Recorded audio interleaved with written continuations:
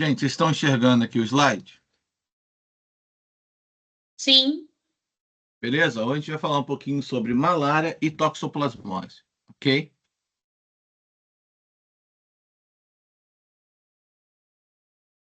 Começando com a malária. Então, a malária, a gente tem aí o agente etiológico do filo apicomplexa, ou seja, já sabem que esse aí não se locomove, né? A gente comentou lá no começo das nossas aulas. Família Plasmodidae, gênero Plasmodium. Aí eu tenho espécies como Plasmodium falciparum, Plasmodium vivax, Plasmodium malari e Plasmodium ovale. Eu tenho aí o hospedeiro, vertebrado, o homem, um invertebrado, inseto, que no caso é do gênero Anopheles. A gente chama até de anofilíneo, ok? Então, agora vamos começar falando um pouco sobre a doença propriamente dita. Então, a malária é uma doença infecciosa aguda ou crônica, transmitida por mosquito e provocada por protozoário parasitário do gênero Plasmodium, ok? Então, ela vai ser prevalente nos países de clima tropical e subtropical. E também ela também é conhecida como sezão, paludismo, maleita, febre terçã e febre quartã. Ok, gente? Até aqui. Tá fluindo ou não? Sim. Show. Qualquer dúvida, me falam, tá? Não deixem para depois, não deixe passar, porque aproveita e perguntem, tá? Se não entendeu, a gente volta. Então aí, ó, os agentes etiológicos são geralmente 4 espécies, que eu tenho aí o Plasmodium vivax, o Plasmodium ovale, o Plasmodium malari e o Plasmodium falciparum. Então, esses 4 aí. Nós vamos falar um pouquinho sobre cada um deles bem brevemente, tá, pessoal? Então, olha só. A malária humana, né, que é o nosso caso, é secretada por 4 espécies. O Plasmodium falciparum, ele pode gerar febre terçã maligna, tá? Repare bem ali, ó, febre terçã, em torno de 48 horas, que demora para ela se manifestar, ok? Já a febre quartã, eu tenho 72 horas, tá? E nesse caso aí vai ser através do Plasmodium malari. Vai gerar uma febre quartã benigna. Já o Plasmodium falciparum, ele vai gerar uma febre terçã maligna. Ok? Então, gente, qual que é o problema nosso se a gente for debater aqui? Ó? O Plasmodium malari, ó, febre quartã maligna, febre Plasmodium vivax, terçã benigna, Plasmodium ovale, por exemplo, febre terçã benigna. Por que que eu chamo de febre terçã e febre quartã?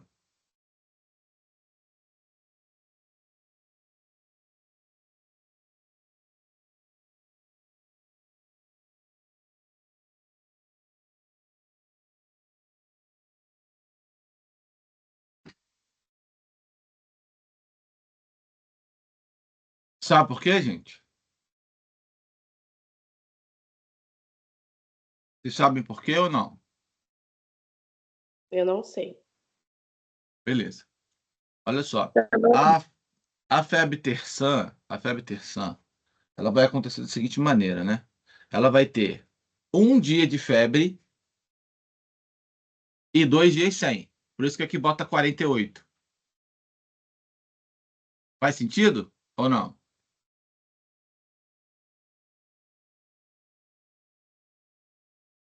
Hein, pessoal? Na minha cabeça não fez muito, não. É assim, ó. Essas 48 horas é após ter a febre. Então, assim, ó, eu tive febre agora. Aí só depois de 48 horas que eu vou ter febre novamente. Por isso que é chamado de febre terçã. Porque é um dia com febre e 2 sem. Beleza ou não?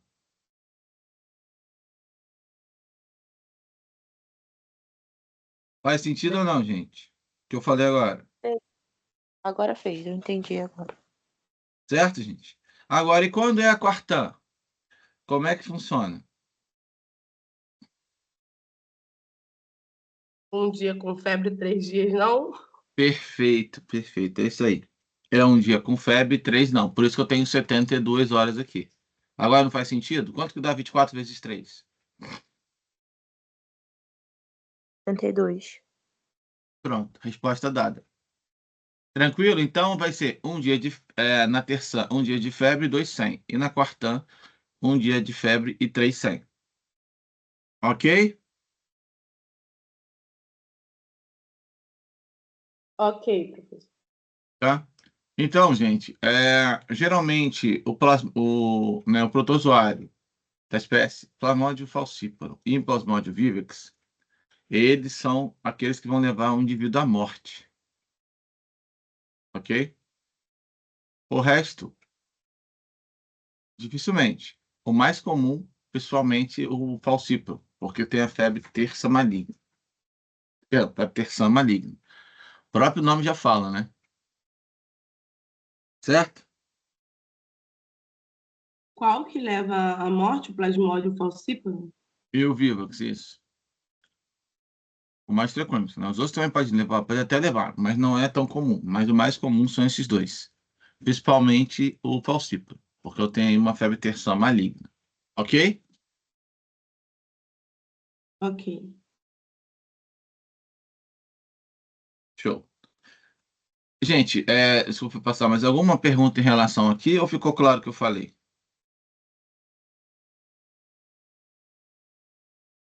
Tá claro. Beleza, beleza. Então, gente, os vetores da malária são chamados anofelinos, tá? Gente, lembra que eu falei com vocês? Toda vez que a gente falar sobre mosquitos como vetores, não importa se é mosquito que precisa do meio aquático, de meio terrestre, não importa para poder fazer a oviposição dele, para proliferar a espécie, todos eles, somente a fêmea vai ser a transmissora, ok? Porque somente a fêmea é hematófaga. Certo, gente? Ficou claro o que eu falei ou não?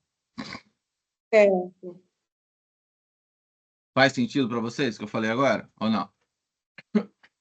Sim. Então, show. Professor, para mim, tá ficando um pouco, eu não sei se é na internet. Não sei se é na Eu não sei, deve ser internet. Deixa eu te perguntar. Pessoal, tá picotando para vocês a linha dela ou não? Pra mim, não. Para mim, não. Beleza? Então é internet mesmo, tá? Beleza, gente? Então tem aí a família Culicidae, subfamília Anopheline, gênero Anopheles. Eu tenho mais de 500 espécies, sendo que eu tenho 70 de importância médica como vetores e 20 transmitem a malária humana, ok? Então eu tenho aí, ó, principais vetores no Brasil, o Anopheles darlingi, eu tenho o Anopheles aquasalis e o Anopheles albictarsis, tá? Pessoal, o nome vulgarmente desse mosquito, ele é chamado de mosquito prego, por conta da posição dele, que ele usa para poder picar o indivíduo, né? Também, né? Então é conhecido vulgarmente como mosquito prego, o Anopheles, ok? Ok. Show?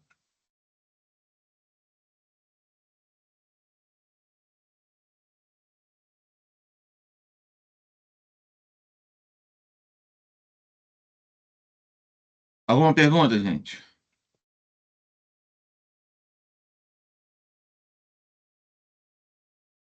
Não.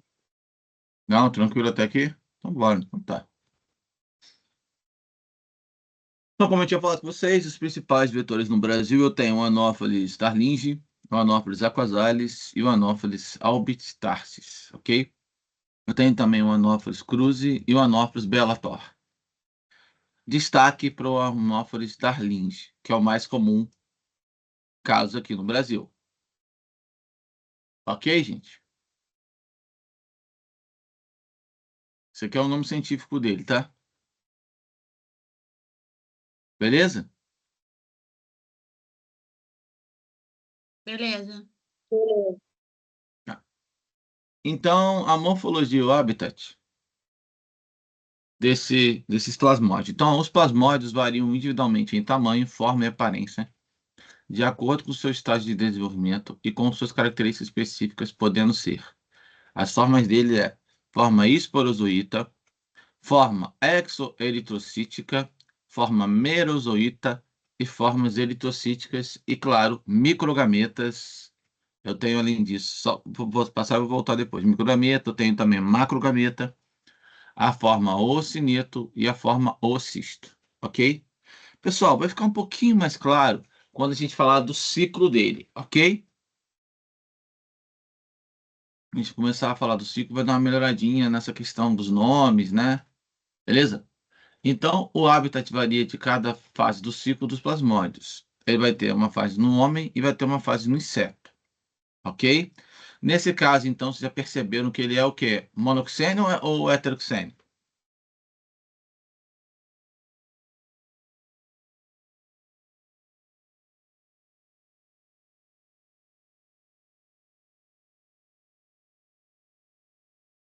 Aí, gente, ele é monoxênico ou heteroxênico?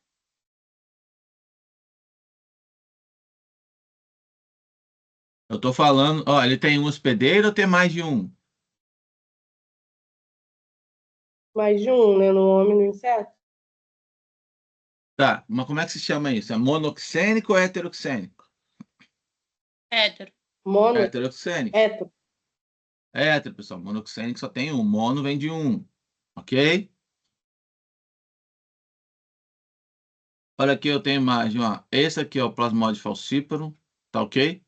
Forma trofozoíta, forma esquizonte e gametócitos, ok?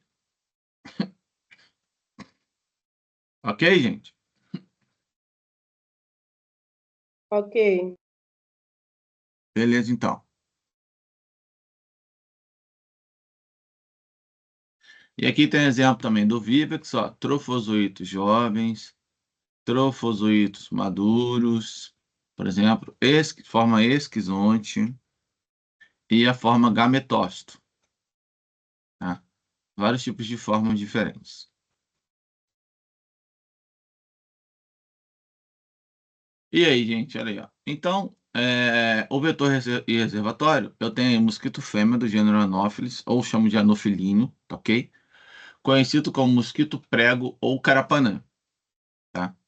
O homem é o único reservatório das espécies causadoras da malária humana. A gente destaca aí o Anopheles darlings. Modo de transmissão.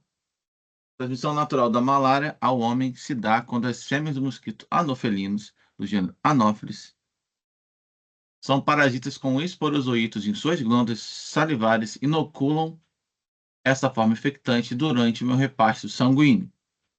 Reparem bem que toda vez que a gente fala de mosquito, quanto que vai acontecer essa transmissão? Sempre vai ser no repasto sanguíneo. Ok ou não? Faz sentido ou não para vocês? Eu tô falando. Sim. Beleza? Tá.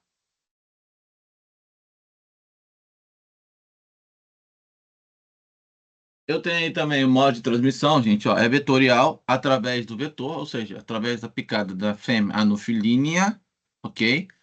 Através de transfusão sanguínea também, o indivíduo se torna contaminante da malária, tá bom?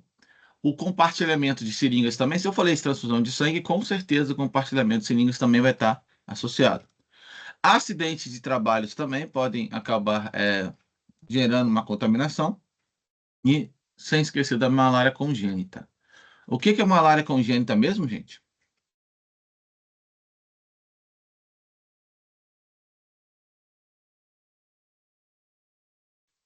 A gente já falou sobre isso no caso da doença de Chagas. O que que seria congênita? Você tem que guardar essas palavras, pessoal, para vocês lembrarem. O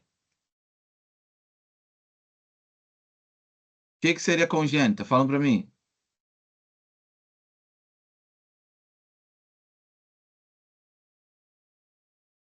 Difícil de saber o diagnóstico. Não, a malária congênita é a malária passada de mãe para filho. Ok? Faz sentido? Né, eu ia falar, mas tava buscando na minha memória. É porque a gente tinha comentado sobre a doença de Chagas também, que a gente fala de congênita também, né? A gente falou sobre isso na aula, quando a gente fala um pouquinho sobre doenças de Chagas, ok? Sim, que ela é placentária, né? Passa pela Isso. placenta. Passa de mãe para o filho também, tá? Mesma situação. Beleza, gente? Então, como a gente tinha comentado, ele tem ciclo biológico heteroxênico, reprodução assexuada por esquizogonia, no hospedeiro, né? Eu tenho reprodução assexuada, ok? Vertebrado e reprodução sexuada no hospedeiro invertebrado. Gente, só uma coisa importante que eu quero falar para vocês, para vocês não confundirem, que é importante que eu vou falar agora.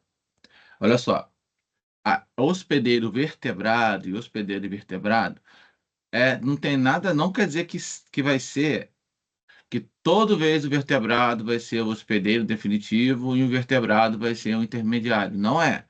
Nesse caso aqui é o contrário. O invertebrado é o definitivo e o vertebrado é o intermediário. Beleza, gente? Então, uma coisa está associada à outra sim, mas não é a mesma coisa. Faz sentido o que eu falei agora? Sim ou não? Falam para mim, por favor, para eu saber. Se vocês entenderam o que eu estou falando. Dá para repetir, por favor, professor? Sim, eu falei o seguinte, ó. Não confundam esse lanche de hospedeiro vertebrado e invertebrado com hospedeiro definitivo e intermediário. O que eu comentei agora com vocês? Vamos lá, ó. Hospedeiro vertebrado, no caso é o homem, o mamífero, ele pode ser o hospedeiro intermediário, que é igual no caso aqui da malária. Quem que é o hospedeiro definitivo da malária? No caso é o mosquito, porque é no mosquito anofilini que vai acontecer a reprodução sexuada. Ok? Ou não? Já no homem acontece a assexuada. Ou seja, gente, nem sempre quando eu fico falando assim, porque o hospedeiro é definitivo quer dizer que vai ser hospedeiro vertebrado. Não vai ser, tá? Não é bem assim, não. Ok? Faz sentido o que eu estou falando, gente? Que cada caso é um caso. O que que vai dizer se ele é definitivo ou intermediário? De acordo com o ciclo dele. Quem que é hospedeiro? Quem que vai? Aonde vai acontecer a fase sexuada e aonde vai acontecer a fase assexuada? Faz sentido o que eu falei, gente? Sim ou não? Falam para mim, por favor. Professor, no caso, o definitivo nesse caso é o invertebrado, não é isso? Isso. No caso, o definitivo é o invertebrado. Isso aí. Ok? Perfeito, obrigada. Nada. Mais alguma informação, gente? Alguém quer falar mais alguma coisa?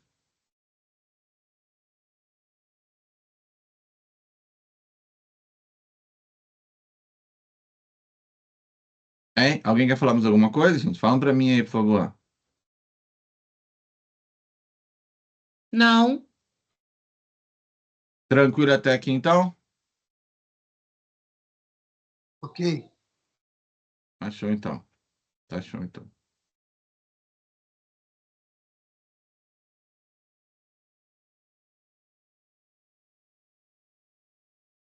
Não, beleza.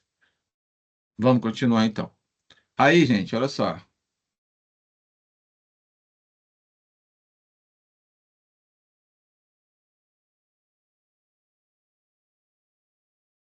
Ó, esse aqui é um resumo que eu vou falar agora para vocês, tá? Resumo do resumo. Vamos ser bem franco, resumo do resumo. Olha aqui, ó. Eu tenho lá, vem a minha fêmea anofilínea, tá infectada, pica o ser humano, certo? O que que vai acontecer? A forma infectante dela vai acabar indo lá para as células hepáticas, células do fígado, ok? Depois de um tempo, vai romper essas células do fígado e vai acabar infectando a minha hemácia. Certo? Como a hemácia está lá circulante na corrente sanguínea, vai chegar uma hora que vai ter um segundo mosquito que estava, por exemplo, saudável, vai picar esse indivíduo contaminado e depois, se ele for picar o outro, o ciclo vai recomeçar novamente. Vai infectar as células hepáticas deles, depois vão lá para a hemácia. Ficou claro isso, gente? Isso aqui está bem resumido, a gente vai aprimorar. Mas vocês entenderam o que é? Célula hepática e hemácia, células hepáticas e hemácia? Sim ou não?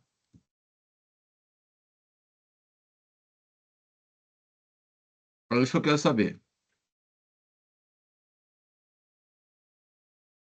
Ficou claro para vocês ou não, gente? O que eu Mais ou acabei de falar. menos.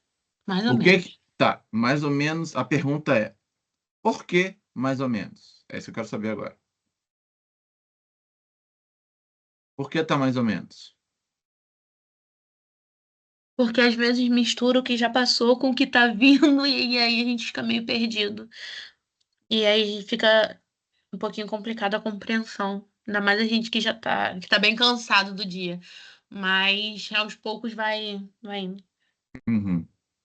Não, tranquilo, gente. Tudo isso é normal, tá? Eu vou falar pra vocês que normal que é normal. Cansaço é normal, a gente fica cansado mesmo, ok? Beleza, gente? Tá. Vai melhorar. É sempre assim mesmo. A gente fica nessa vibe mesmo. O cansaço, tal, a mente às vezes não trabalha tão bem no dia, mas é por isso que é bom vocês reverem de novo e a vantagem que a aula vai estar gravada, né? Então, gente, olha aí, ó. Vamos dar uma recapitulada aí, ó. A fêmea vai lá, fêmea anofilínea, vai picar o indivíduo, vai liberar a forma esporozoíta, ó, aqui vai dar um pouquinho mais de detalhe, ó. Essa forma esporozoíta vai adentrar as células hepáticas do fígado, né? Olha aí, ó. Vai se transformar, tá? A gente já vai falar sobre isso, com mais detalhes. Se transformou, eclode. Vendo que ela muda de forma, eclode essa célula hepática e libera o que a gente chama de merozoíto, a forma merozoíta. Ok, gente? Essa forma merozoíta, pessoal, ela vai contaminar a minha hemácia. Ó, olha aqui, ó. Ela contamina a minha hemácia. E ela também vai se multiplicar e vai eclodir novamente. E parte delas vai contaminar uma nova hemácia e parte delas vão se diferenciar em gametócitos, masculino e feminino. Que aí eu vou chamar de macrogameta e microgameta. Macrogameta feminino e microgameta masculino. Ok? Esses gametócitos aqui, né? Que é o macrogameta e microgameta, na hora que chegar a fêmea do mosquito anofilíneo e fazer o repasto sanguíneo, ela vai acabar ingerindo esses gametócitos masculino e feminino. Faz sentido o que eu tô falando, gente? Então, no caso, nós aí fazemos o papel de hospedeiro e também de transmissor para o novo mosquito que pica, né? A gente vai contaminar ele, né, com essas células, com esses gametócitos, certo? Isso aí. Aí lembra que eu falei para vocês que a parte sexuada acontece dentro do anofilíneo fêmea? Olha aqui, ó. Aí dentro dele lá, que ele já engoliu, né?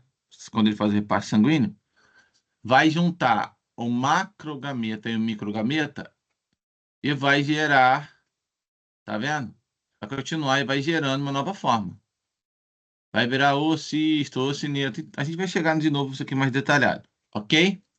Quando eu chego nessa forma aqui, eu dou origem tipo a esse ovinho, que nós vamos entrar mais em detalhes já já, ele vai retornar à forma de quê? A forma esporozoíta, tá vendo aos poucos? Ele retorna à forma esporozoíta e vai acabar ficando aonde? Nas glândulas aqui, ó, salivares do mosquito. Igual a gente falou anteriormente, Quando a gente falou lá da leishmania, é o mesmo processo, é bem parecido. Vai ficar com as glândulas, esporozoitos na glândula do mosquito, que vai ser liberado, vai ser deglutida no momento em que essa fêmea faz o repasse sanguíneo. Aí começa todo o processo de novo. Ok, gente? Ou não? Ok. Certo? Mas a gente não parou por aqui, não. Vamos dar uma aprofundada agora. Olha aí, ó. Pessoal, agora vamos lá, ó. Vamos prestar atenção aqui. Agora eu vou entrar um pouquinho mais de detalhe.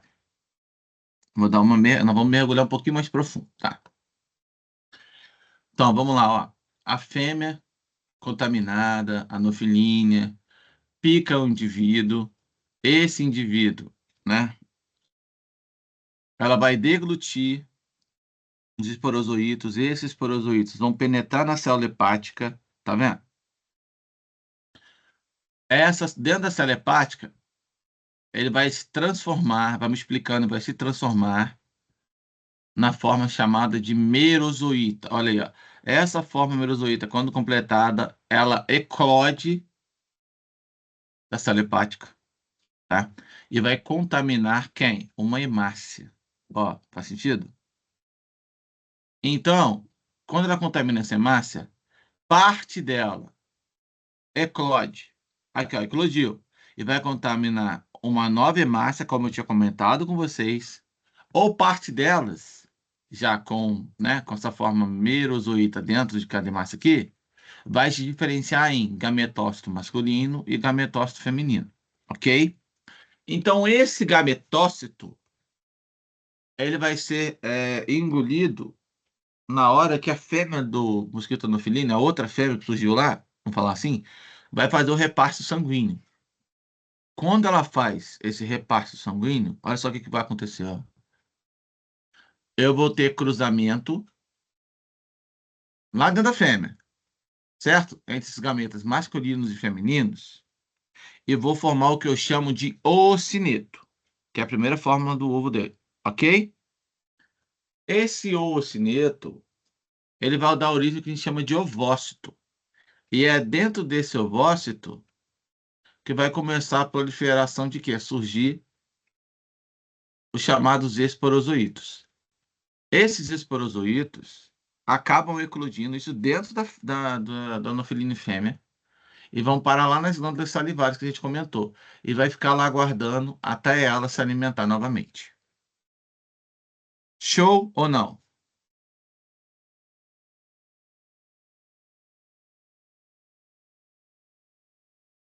Show. Show, gente. Tá vendo como é que eu dei uma aprimoradinha? Por isso que eu gosto de fazer aos poucos. Eu sempre gosto de botar o mais simples primeiro para depois aprimorando. Ok ou não? Alguma Ok. dúvida, gente, em relação ao ciclo? Alguém não entendeu o ciclo?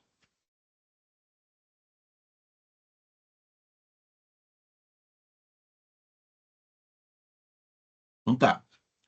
E aqui, gente, ó. Aqui é a mesma coisa, só que aqui eu dividi. Tá? Aqui eu sou um pouco mais profundo ainda, ó. Mas o esquema é o mesmo, tá? O esquema é o mesmo. Ok? Só que, olha só. Vou entrar no detalhe que a gente não falou, tá? Quando acontece a contaminação do trofozoito na célula do fígado humano, eu vou chamar de ciclo exoeritrocítico, ok? Então, o ciclo exoeritrocítico é o ciclo que acontece dentro do fígado, ok? O ciclo eritrocítico é dentro da minha hemácia. Faz sentido? Tá? Então, ó, dentro da célula hepática, dentro da minha hemácia. O ciclo eritrocítico, ok? E quando eu falei aquela hora para vocês, isso daqui também, quando tem a penetração, né, desse esporos dentro da célula do fígado, eu vou formar a chamada esquizonte. Essa esquizonte vai fazer a ruptura dela, ela vai penetrar na minha hemácia, tá vendo? E vai fazer todo aquele processo que a gente já falou. Parte dela, eclodir, vai penetrar de novo, e parte dela, no caso aqui, né? Ó, aí, olha só. Aí, para dar uma aprofundada aqui um pouquinho melhor, gente, ó. O trofozoito imaturo, na verdade, ou ele vai dar origem ao maduro e vai formar uma leva de esquizões que vai romper a célula, vai contaminar uma nova hemácia, certo? Ou esse imaturo, ele vai formar gametócito. Gametócito formar novamente o esquizonte e vai se diferenciar em gameta masculino e feminino. Aí o resto do processo é igual ao que a gente comentou. Ok? Aqui foi um pouquinho mais de detalhe. Beleza, gente?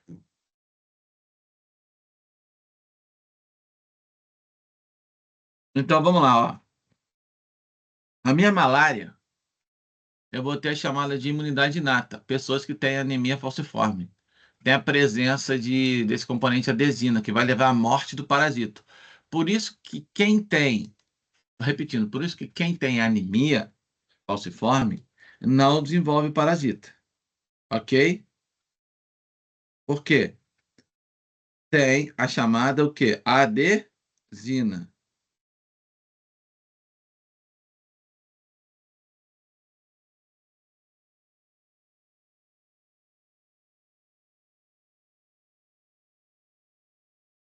Beleza, gente?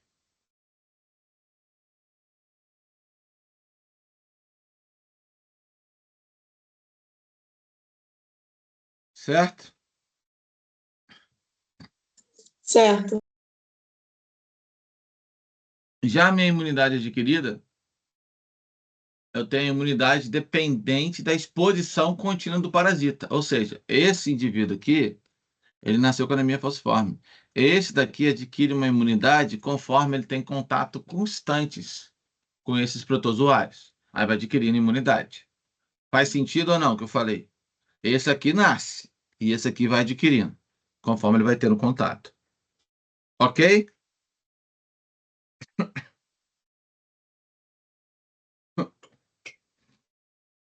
Ok, gente? Sim ou não?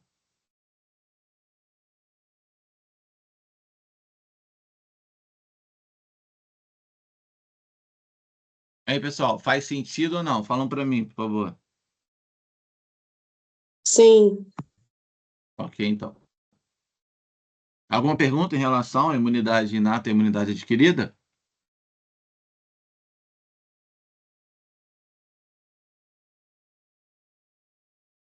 Essa da imunidade adquirida seria meio que ele vai criando, não é um anticorpos, né? Mas é que ele vai Isso, se adaptando, né? Àquelas toxinas. isso, isso. É ao longo prazo. Você vai tendo contato com aquela doença, vai adquirindo resistência. Isso aí, tá bom? O período de incubação do Vivax, do Plasmodium vivax, varia entre 10 a 15 dias, só que pode chegar de 8 a 27 em extremos. O falcíparo de 7 a 10 dias, mas pode chegar a 8 a 25. E o malária pode ir de 15 a 30 dias. Período de incubação, tá? Pra você ter uma noção. Ok, gente? Ok. Então, quando eu falo aqui agora de patologia e de sintomatologia, ó, destruição das hemácias parasitadas. Por que eu estou falando de destruição de hemácias parasitadas? Por quê?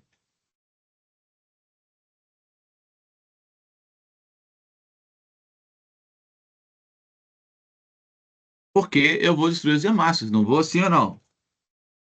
A hemácia não é a segunda célula que eu vou atacar depois das hepáticas? No ciclo?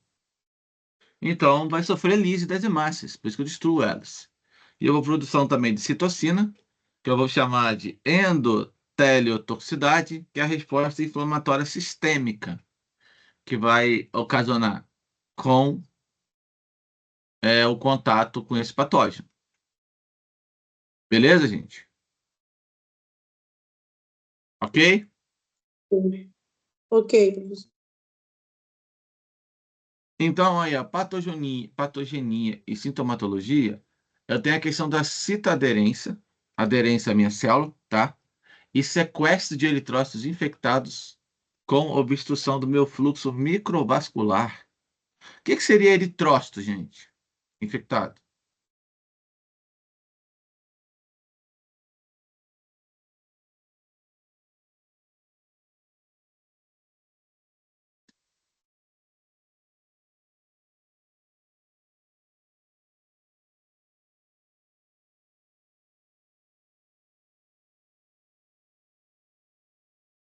Tem a ver com das hemácias, não é isso? Sim, na verdade não tem a ver. Na verdade são as hemácias, ok? Para não esquecer. Então, eritrócito é glóbulo vermelho ou hemácia. O que a gente falou agora há pouco, né? Beleza? Então, ele vai... Esta aderência e esse sequestro dessas hemácias infectadas podem fazer obstrução do meu ciclo microvascular. O que seria microvascular? Da vascularização, né? A parte micro, a parte pequena dela, posso afetar. É isso que está falando aqui. Isso pode gerar uma obstrução desses pequeniníssimos vasos aí. Ok? Ok. Eu tenho aí patogenia, invasão das hemácias pelos plasmódios, como por exemplo, plasmódio falcíparo, tá? Produção de mais ou menos de 40 mil merozoítos nos hepatócitos, ou seja, 40 mil merozoítos lá nas minhas células hepáticas, certo? As células do fígado.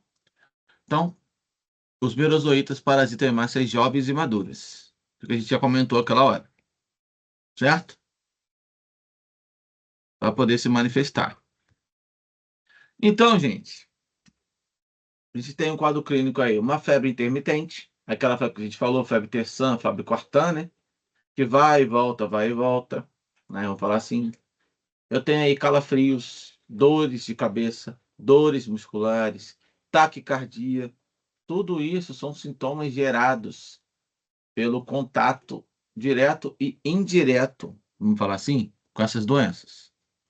Com essa doença, perdão, com essa doença não, com essa doença, com esses tipos de protozoários, ok? Então, geralmente, a gente vai ter também aqui, gente, a tríade clássica, como febre, calafrios e sudorese. Pode ser acompanhado por náuseas, vômitos, cefaleia e mialgia. Vou apresentar também aí gravidade, dependendo da espécie do parasita.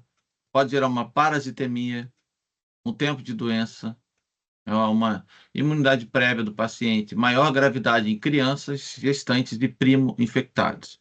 O que seria primo infectado, gente? Falam para mim, por favor, que eu quero ouvir.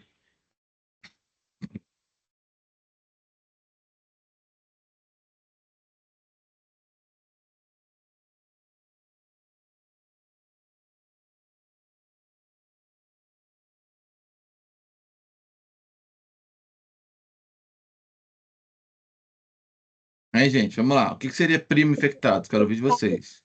Infectado pela primeira vez, no caso da Isso, imunidade. perfeito. Isso aí.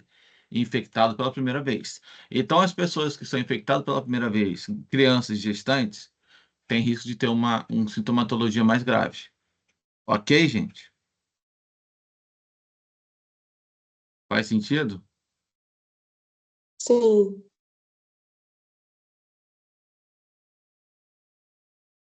E a malária não complicada?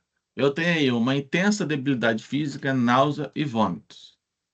Ao exame físico, o paciente apresenta-se pálido e com baço palpável. Consigo palpar o baço, tá? Essa aí é não complicada, é aquela malária que não chega a graves sintomas, né? A pessoa não tem chance de morrer, ok? Que é aquela infectada por aqueles outros de baixo, tirando o falcíparo, não é isso? E o vívax, certo? E a malária grave complicada vai afetar o quê, gente? Rins, pulmões, cérebro, fígado, claro, o sistema hematológico, né? Sistema de sangue, ok? Então vocês viram que aqui começa a afetar mais órgãos, né? São mais sistemas frequentemente acometidos. Tá? Geralmente acontece também em casos de pessoas imunodeprimidas, têm imunidade baixa. Beleza? Gente, até aqui vocês estão conseguindo acompanhar? Falam para mim.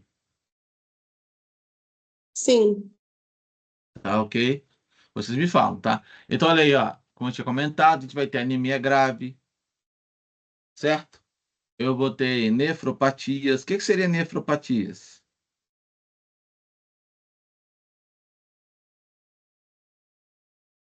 Gente, o que seria nefropatias? Doença de quê? Dos rins? Isso daí. Posso afetar os rins, não é isso? hemoglobinúria, né, que seria sangue na urina, não é isso? Vou ter hemoglobina na urina, hipoglicemia, baixa glicose, não é isso? No sangue, hepatosplenomegalia, que é o aumento de quem? Hepatosplenomegalia é o aumento de quem, gente? Fígado. Perfeito, do fígado, certo? Eu vou ter aí uma malária cerebral também e posso causar morte, tá, gente? Como a gente tinha comentado também, malária mais grave em casos de crianças gestantes e naqueles primo-infectados. Show? Tranquilo, gente, ou não? Sim. Tá. Isso aqui a gente já falou, né? Vou passar. Aqui também. Gente, só um minutinho, agora que eu vi, peraí.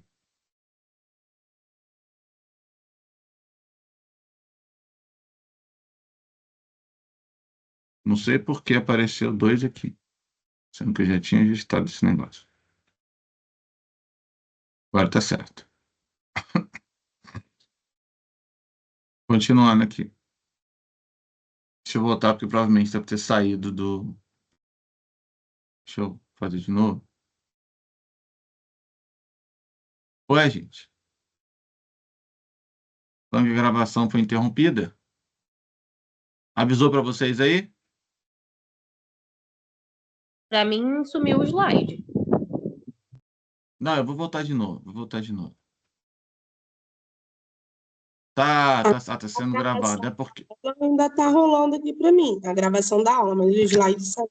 Não, eu vou voltar pro slide aqui. É porque apareceu para mim que a gravação tinha sido interrompida inesperadamente. Aí eu voltei aqui, tá, gente? Espera que eu vou voltar o slide de novo. Eu vou voltar lá. Pronto. Aí, gente, agora, ó. Sintomas da malária complicada. Eu vou ter aí a minha hemólise, que é a quebra da minha Coisa do banheiro. da minha massa. Gente, tem áudio ligado aí. Pessoal, áudio ligado. Deixa você botou minha geladeira. Eu tenho aí a pessoa com anemia. Olha lá, ó. Os olhos amarelos, não dá pra ver direito, né? Eu vou ter um edema agudo de pulmão. Olha aqui, ó. São sintomas mais complicados da malária. Hemólise, anemia, edema agudo de pulmão. Ok? E aqui, gente, eu vou ter também, ó, sintomas da malária complicada. Eu vou ter aí, então, ó, malária cerebral, como eu tinha comentado, insuficiência renal aguda, posso apresentar aí uma hipoglicemia, posso apresentar uma icterícia, certo? E posso apresentar uma hemoglobinúria. Ok, gente? Icterícia é o quê? Só fica amarelo. Isso, olhos amarelos, pele amarela, né? Ok?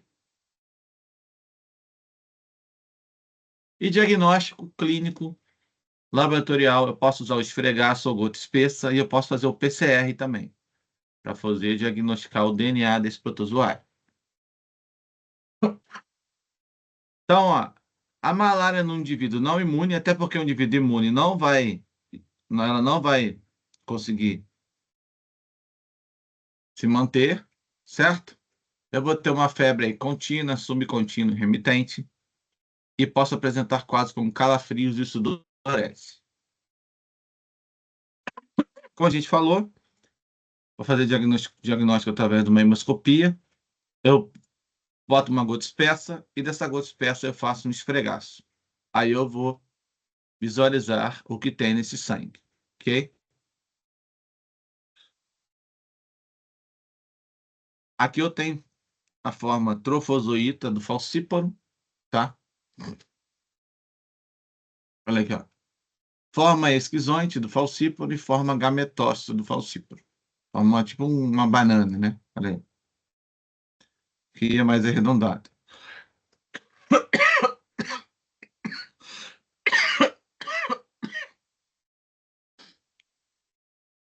E o exemplo do Vivax, forma trofozoíta, forma esquizonte e forma de gametócito. Eu também tenho aí o processo de imunofluorescência e o PCR, que eu vou apresentar uma elevada sensibilidade, que a gente já comentou. E a prevenção, né, gente?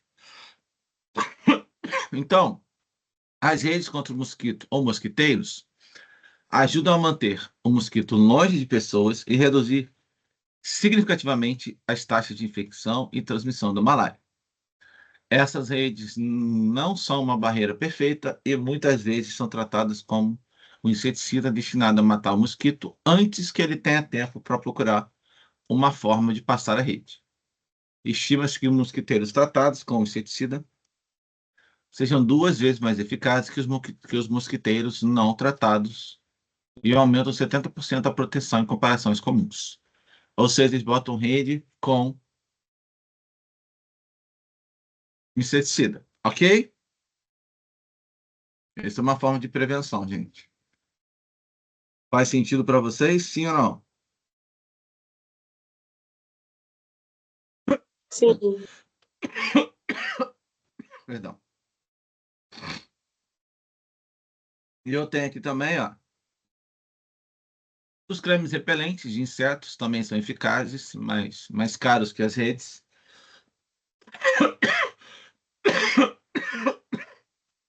Perdão. A roupa deve cobrir a pele nua, o mais completamente possível no dia, tá? O mosquito não tem tanta tendência de picar o rosto ou as mãos, onde os vasos sanguíneos são menos acessíveis, enquanto as pernas, os braços ou o pescoço possuem vasos sanguíneos mais acessíveis. Por isso que eles não costumam não picar muito nem a mão e nem o rosto, certo? Mas aí, ó, eu fazer drenagem de pântanos e de outras águas paradas é uma medida de saúde pública eficaz também. Agora eu tenho uma pergunta para vocês. Por que se eu fizer drenagem de pântano e água parada, se torna eficaz da proliferação do mosquito? Como é que ele se reproduz, o anófilis? É através de quê? De armazenamento de água parada. Uhum. Semelhante a quem? Aedes aegypti. Perfeito. É isso aí. Exatamente isso. Ok? Então, prevenção de erradicação. Melhor medida até o momento é a erradicação do mosquito anofilíneo, o anófilis, que transmite o parasita plasmodium que causa a doença. Então, já o tratamento da malária, gente, visa atingir o parasita em pontos-chave do seu ciclo evolutivo, os quais podem ser didaticamente resumidos em: ou eu tomo algum medicamento para poder o quê? Na interrupção da esquizogonia sanguínea, que vai ser responsável pela manifestação clínica da infecção, destruindo as formas latentes do parasito no ciclo tecidual. O ciclo tecidual, apesar de eu não ter falado no slide, eu vou chamar de hipnozoito, que é aquele ciclo que eu vou botar dentro do quê? Dentro das células hepáticas, se chama de hipnozoítos, ok, gente? Das espécies Ovale e Vivax, evitando assim recaídas tardias. E eu posso também interromper também, impedindo de gerar o quê? Lembra na hemácia, na hora que a forma trofozoíta lá, imatura, ou ela vira madura e gera novamente, para contaminar novamente uma hemácia, ou ela faz o quê? Ou ela dá origem a gametócitos masculino e feminino. Lembra dessa parte? Então, o medicamento também pode atuar isso, evitando em que o ciclo se complete na fêmea anofilínea. E com isso, eu impeço o desenvolvimento da doença, porque ela precisa passar pelo mosquito também. Ok? Ok, gente, ou não? Então, aí, ó, qual que é o objetivo primário? É a erradicação dos estágios assexuados sanguíneos do parasita, cuja reprodução é responsável pelo conjunto de sinais e sintomas que acontecem na gente. Então, a ideia é eliminar, ok? Então, o Ministério de Saúde fornece medicamentos como? Eu vou usar antibióticos e antipalúcidos. Esse antipalúcido, pessoal, é contra a malária. São medicamentos específicos para ser usados para malária. Ok? Então, tem aí. E antibiótico para poder eliminar também, né? Então, tem cloroquina, primaquina, mefloquina, quinino, artesunato, doxicilina. Tudo isso aqui é um tratamento para malária. Ok?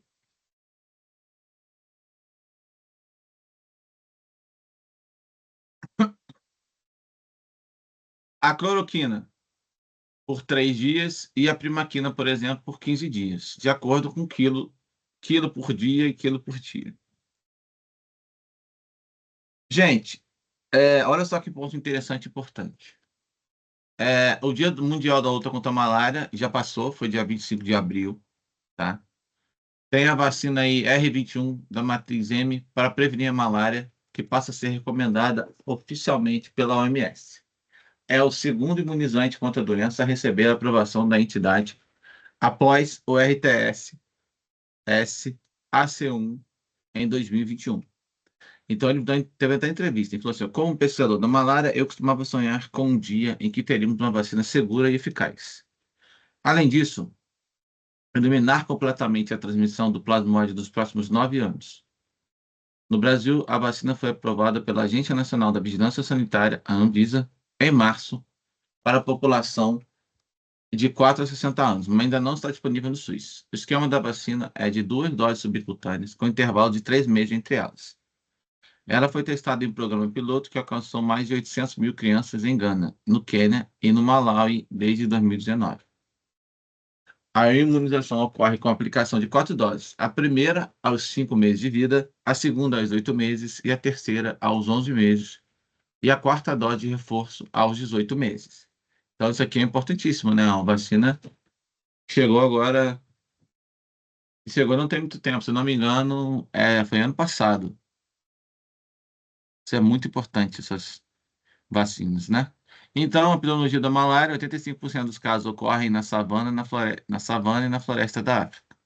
1 milhão de crianças morrem de malária ao ano. Gente, é bem triste, né?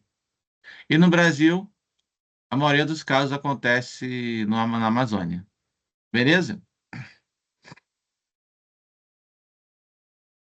Aí, gente, aqui a gente tem só Nesse caso aqui, a gente só tem o mapa mental, que eu costumo fazer com vocês. Certo ou não? Certo. Certo? Beleza. Vai dar uma cola. Gente, ó, antes de eu continuar, porque a gente está até com tempo aqui, né? Pelo menos aí no mínimo é 1 hora. Alguma pergunta até ali? Até Vamos até voltar aqui. Alguma pergunta em relação à malária?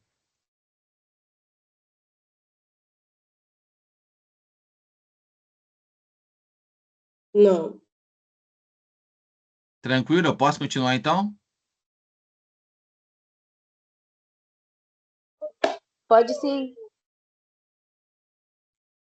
Então vamos lá. Toxoplasma gondii, Toxoplasmose. Reino protista, filo protozoa, classe apicomplexa, ordem Eucocididae, família Sarcoididae, gênero Toxoplasma, espécie Toxoplasma gondii. Ok? Então, é uma parasitose comum, pode ser grave em certas situações, em casos gestantes e indivíduos com HIV, tá? São infectados com toxoplasma, né? Então, olha aí, ó. A infecção pode ter um hospedeiro intermediário, vários mamíferos, o principal é o homem. Ok? Já repararam também, então, que o hospedeiro intermediário pode tratar o homem e o rato também é um hospedeiro intermediário muito comum. E quem que é o hospedeiro definitivo? O gato. Os felídeos, ou felinos, tá? Então, olha aí, ó. O felídeo mais infectado é o gato, porque o gato é visto ele que é um animal domesticado e frequentemente transmite essa parasitose ao homem. Até aí vocês estão conseguindo acompanhar? Sim, professor. Ok. Então, os felídeos ou felinos são os únicos animais em que o protozoário pode completar o ciclo dele. Eles são os hospedeiros definitivos. E os outros animais, como o homem, o rato, né, são hospedeiros intermediários. Ou seja, aquela várias história que eu falei com vocês. No felinos, reprodução sexuada. No homem e no rato, reprodução assexuada. Ok? Então, os felídeos são infectados ao ingerir o hospedeiro intermediário com toxoplasmose, que no caso, por exemplo, é o rato.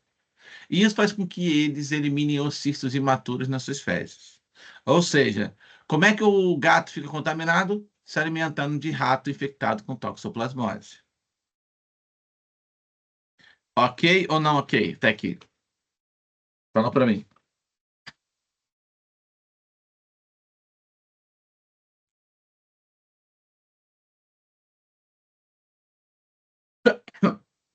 Hein, gente? Ok ou não? Ok, professor. Sim. Beleza, então. Eu tenho, então, aí a morfologia, o Toxoplasma gondii. Vou apresentar o oocisto, que eu vou ter aí dois esporozoítos e 4 esporozoítos. O que eu quero dizer com isso? Ó, o que seria esporocistos? Ó, 1, 2 esporocistos. Faz sentido? Ó, 1, 2. O que seriam os 4 esporozoítos, gente? Ó, 1, 2, 3, 4. É como se aqui tivesse mais 2 desses, é porque está muito junto aqui. Se eu tivesse mais 2 desse aqui também. Faz sentido o que eu estou falando agora? Faz ou não? Sim. Show?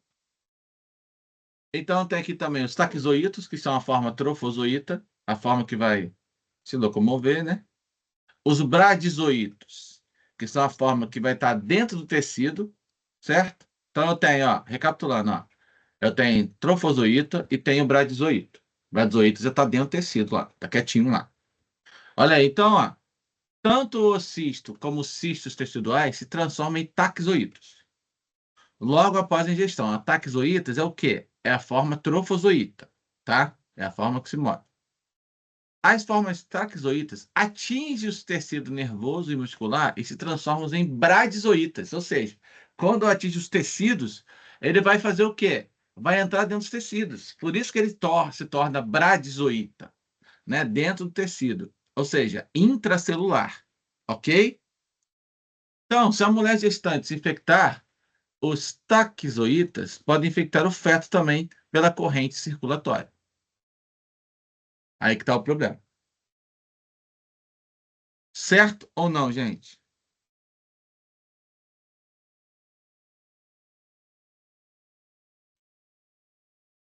Pessoal, vamos lá.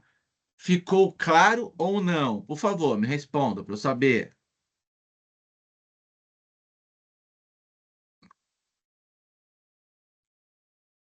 Sim. Então, beleza, então. Entenderam, tá bom. Então, olha aí, o ciclo do gato, ó, ingestão de roedor contaminado, forma no tubo digestivo do gato o oocisto, e ele vai eliminar as fezes no solo. Quando elimina essas fezes, vai acontecer esporulação, que vai ser a produção desses esporozoítos. E ele vai se tornar infectante, ok? Então, no final da forma que ele se torna infectante, ele vai apresentar o quê? 2 esporocistos com 4 esporozoítos.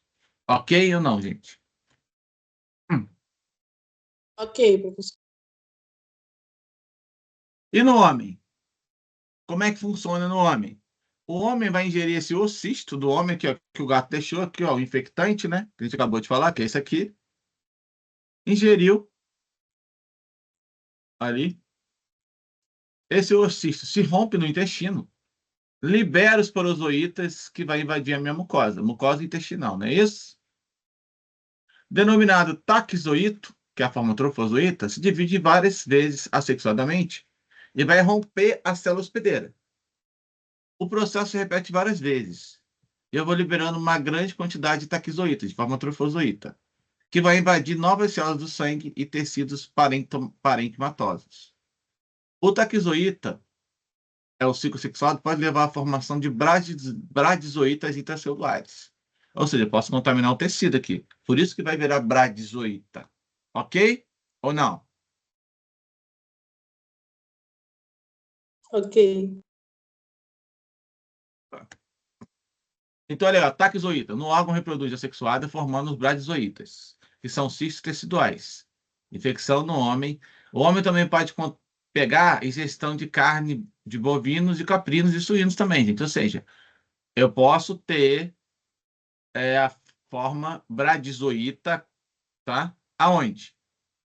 Na carne, crua, certo? Também é um jeito de eu pegar. Então, provocam reação inflamatória e imunológica com formação de anticorpos que limitam o crescimento do cisto. É a resposta do sistema imune nosso, ok? Aí o cisto fica de forma latente durante toda a sua vida no hospedeiro também, pode acontecer. Alterações clínicas só serão observadas caso haja uma queda de imunidade daquele hospedeiro, que vai proporcionar uma reprodução ativa do parasita e, consequentemente, os sintomas clínicos. Ou seja, se tiver a pessoa foi contaminada, mas está lá os anticorpos, está parado, ele mantém, né, os anticorpos atuam ali, deixa ele na forma latente dele. Se por algum motivo baixar a imunidade daquele indivíduo, a reprodução pode ativar e ele pode sentir os sintomas. Beleza ou não? Beleza ou não, gente?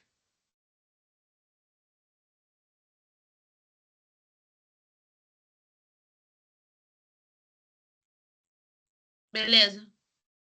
Ok.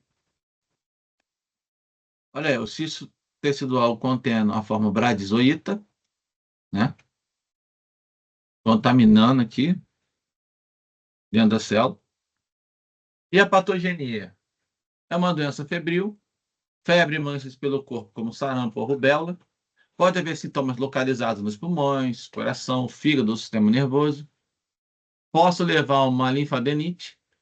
No caso, eu tenho desenvolver doença no meu sistema linfático, posso ter presença de íngua, alguma inflamação, tá? Posso desenvolver também uma doença ocular, que é uma doença mais comum no paciente, com boa imunidade, inicia com uma dificuldade para enxergar, certo?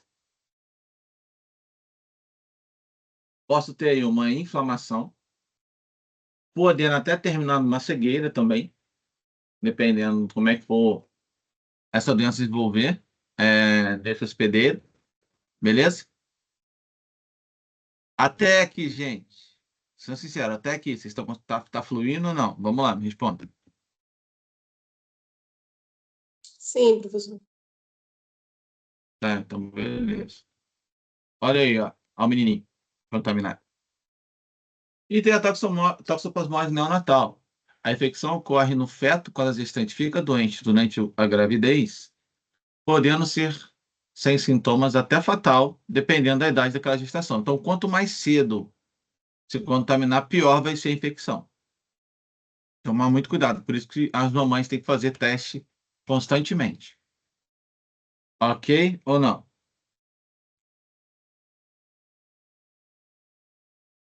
Ok. Então, o que pode acontecer? Pode ocasionar o quê? Lá, prematuridade, o bebê morrer prematuro, o bebê nascer abaixo do peso, ele apresentar uma corioretinite pós-maturidade, ou seja, ele desenvolver um problema na visão conforme ele vai envelhecendo. Posso apresentar estrabismo, icterícia, hepatomegalia, né? Tudo isso pode desenvolver nesse indivíduo a longo ou a curto prazo, certo? O que seria o estrabismo, gente? Falam para mim. Você sabe, hein? É a visão torta. O olho, né? A córnea. Eu tenho um dano ali, né? Eu tenho um dano na lesão do nervo ocular, tá? Beleza? Isso aí. Então, se a infecção ocorre no último trimestre, o bebê pode apresentar somente o quê? Pneumonia, miocardite ou hepatite com icterícia, anemia, plaquetopenia, correoretinite, ausência de ganho de peso ou até pode ser assintomático, dependendo da situação. Ok ou não?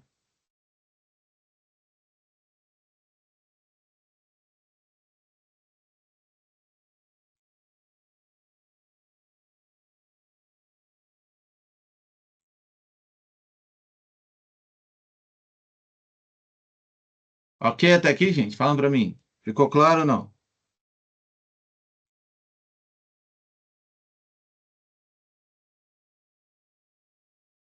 Sim. Beleza, beleza, então.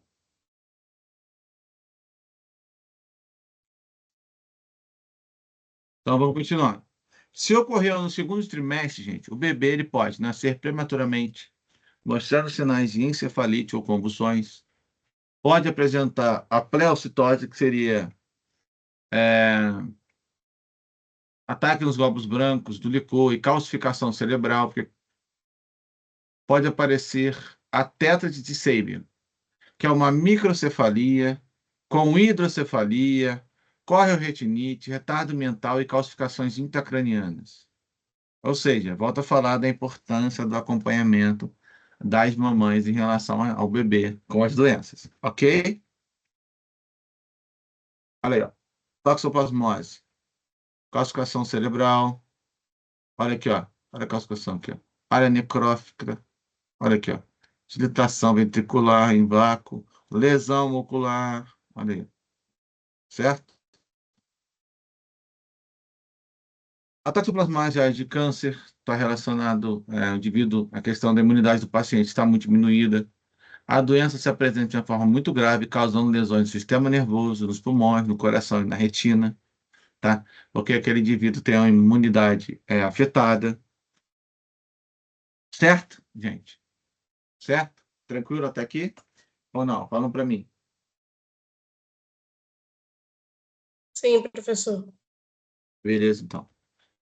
Então, o diagnóstico realizado através de uma sorologia, métodos imunoenzimáticos e de aglutinação. Eu vou verificar o meu IgG, que é o marcador de imunidade ao parasita, e o IgM, que é o marcador de infecção aguda do parasita. Então, tem que saber os dois. Eu vou ver o IgG e o IgM. O marcador de imunidade ao parasita é para saber se a pessoa já teve ou não. Vai estar lá no sistema imune dela. E o IgM é o quê? Se ela está infectada. Faz sentido ou não o que eu estou falando? Aí sim, professor. Tá, ok.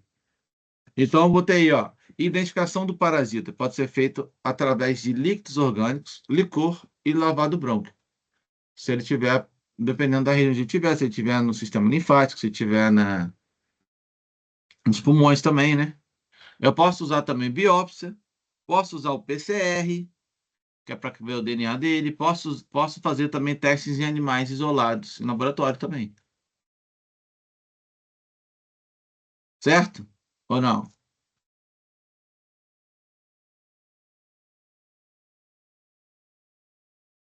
Certo, gente? Até aqui? Certo. Beleza, então.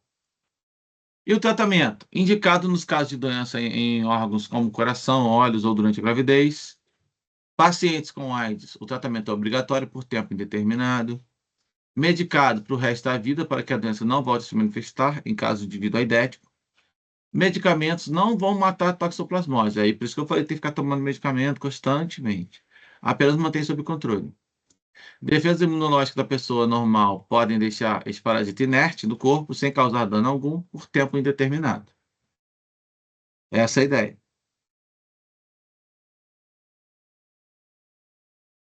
Gestante com toxoplasmose comprovada ou mesmo com suspeita de infecção recebe tratamento com uma substância chamada espiramicina até o nascimento do bebê. A droga diminui de até 60% a chance da doença passar para o feto. Então, a avaliação do feto foi contaminado, análise do líquido amniótico ou mesmo do sangue fetal. Então, se o feto tiver sido atingido, o tratamento é feito com o uso de outros medicamentos que podem impedir a piora da doença ou mesmo curá-lo na fase final. Perdão, na fase final, na fase inicial. Ok? Professor, uma dúvida. Pode No falar. caso, a toxoplasmose, ela não tem cura, é isso? Ela tem tratamento para poder ficar ali Não, o... na verdade, ela tem cura. Ela não tem cura em indivíduos com AIDS, Ah, sim. Tá bom. tá? Ok? Ó, os bebês devem ser tratados após o nascimento, mesmo não apresentando sinal de infecção. Isso evita sequelas como retinite, que pode ocorrer na primeira infância ou mesmo na adolescência, acarretando problemas graves, visuais graves, tá? E eu tenho aí a prevenção da toxocongênita, né? É a prevenção primária, ó. Prevenção durante a primeira gravidez, educação com discussão e demonstração de cuidados de higiene alimentar e outras medidas sanitárias. Prevenção secundária consiste no exame sorológico soronegativos na gravidez, a soroconversão durante a gravidez, né? No caso, o medicamento espermicina diminui o risco de infecção fetal. Se a infecção fetal for confirmada, o tratamento com a estrimaricina e a pirimetamina, sulfanidiazina e ácido fólico, a prevenção terciária visa diminuir as consequências da toxocongênita com tratamento recém-nascido por 1 ano. Tudo isso aqui, gente, é medicamento e tratamento para o bebê para que não corra o risco de desenvolver algum problema, certo? Em uma pessoa sadia, os sintomas desaparecerão normalmente em poucas semanas. A maioria das pessoas não desenvolve a doença, criando anticorpos contra ela. Pessoas desenvolvem lesões na retina, não se sabe exatamente por que a doença volta, mas acredita que seja devido à ruptura de pequenos cistos, como se fossem ovos, na periferia dessas lesões antigas. Aí por isso que retorna a doença novamente. Ok? Ok. A transmissão, gente, é água e alimentos contaminados, fezes dos gatos, ingestão de carne mal cozida, como suínos, caprinos e bovinos, e neonatal, ou seja, de mãe para filho.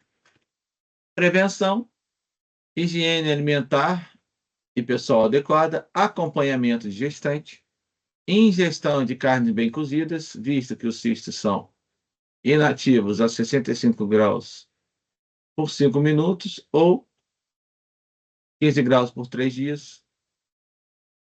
O cuidado com a saúde dos gatos de estimação. Esses animais jamais poderão ser utilizados para controle de roedores. Com isso, reduz consideravelmente as chances de os gatos eliminarem os oocistos, porque não vai se alimentar do rato, tá? Ok? Gente, agora aqui, ó, o Instituto da UEL completa 1 ano com 84 cientistas em busca da vacina contra toxoplasmose. A toxoplasmose é uma zoonose que afeta a saúde pública brasileira. Recentemente, em 2018, não tem tanto tempo assim, né? A gente vai fazer aí 6 anos só. Houve um surto de doença no Santa Maria, Rio Grande do Sul, com um óbito. Outra manifestação intensa do parasita ocorreu também em Santa Isabel do Ivaí, no noroeste do Paraná. O protozoário pode ser encontrado em fezes de gato ou alimentos contaminados e pode causar graves complicações em gestantes e em pessoas com sistema imunológico debilitado. A pesquisa do Instituto Nacional da Ciência e Tecnologia, a toxoplasmose, que chama de INST, tem foco na prevenção, daí a importância da criação de um kit rápido. Além desses esforços, os pesquisadores têm projeto para desenvolvimento da primeira vacina brasileira contra a toxoplasmose. O imunizante é utilizado em ovinos e caprinos apenas no Reino Unido, Irlanda, França e Nova Zelândia. A vacina nacional se encontra em estágio de ensaio pré-clínico. O imunizante deverá ser aplicado em gatos que contaminem o meio ambiente por meio das fezes e em suínos, que podem transmitir a doença pelo consumo de carne mal passada, que é a maioria dos casos, tá? Qual é a epidemiologia da toxoplasmose, gente? Em relação à toxoplasmose congênita, em 2020, foram notificados 59 casos de recém-nascido. 54,2% eram do sexo feminino, 18,6% deles eram moradores de Taguatinga e 93,2% moravam na zona urbana. Então, até agora, recentemente, ó, tem mais ou menos aí um ano e pouquinho, aí, ó, até dia 31 de março de 2023 foram notificados 3 casos de toxoplasmose congênita. Toda criança nascida de mãe suspeita, provável ou confirmada para o agravo deverão ser notificadas, ok? O acompanhamento deve ser feito através dessa investigação sorológica e clínica. Tem que acompanhar o quadro das mães do seu feto. Ok? E aqui a gente tem um mapa mental para ajudar vocês também no estudo. Certo? E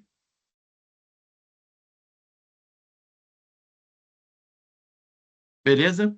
Até aqui, pessoal. Até aqui. Tá tranquilo ou não?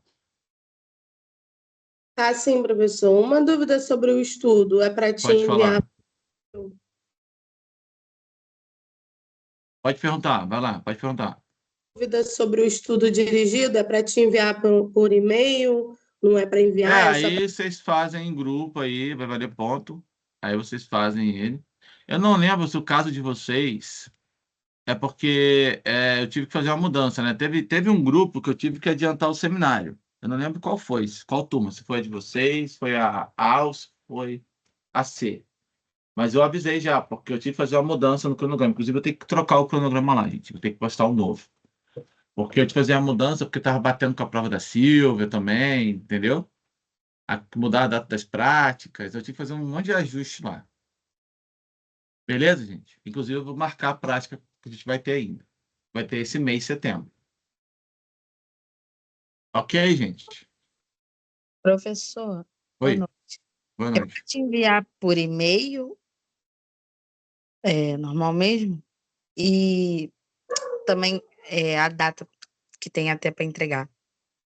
Então, geralmente eu faço isso uma semana antes da prova, né? Melhor, né? Ok? Pode ser o grupo do seminário. Vocês pegam o mesmo grupo do seminário, fazem o estudo e me entregam. Ok? Pode ser? Mas eu vou mandar um gabarito depois, pessoal. Beleza? Vou mandar um gabarito depois. É mais para vocês treinarem mesmo. A ideia só é essa, para vocês treinarem para fazer a prova. Que vai cair semelhante. Né? Beleza? Show? Beleza, professor. Tá? Então, gente, vou passar uns videozinhos aqui agora, porque está com tempinho ainda, sobre o conteúdo, tá? Que é sempre legal. Depois eu vou postar no Abo também, aos poucos, eu vou dando uma. Para vocês olharem além da minha aula, né?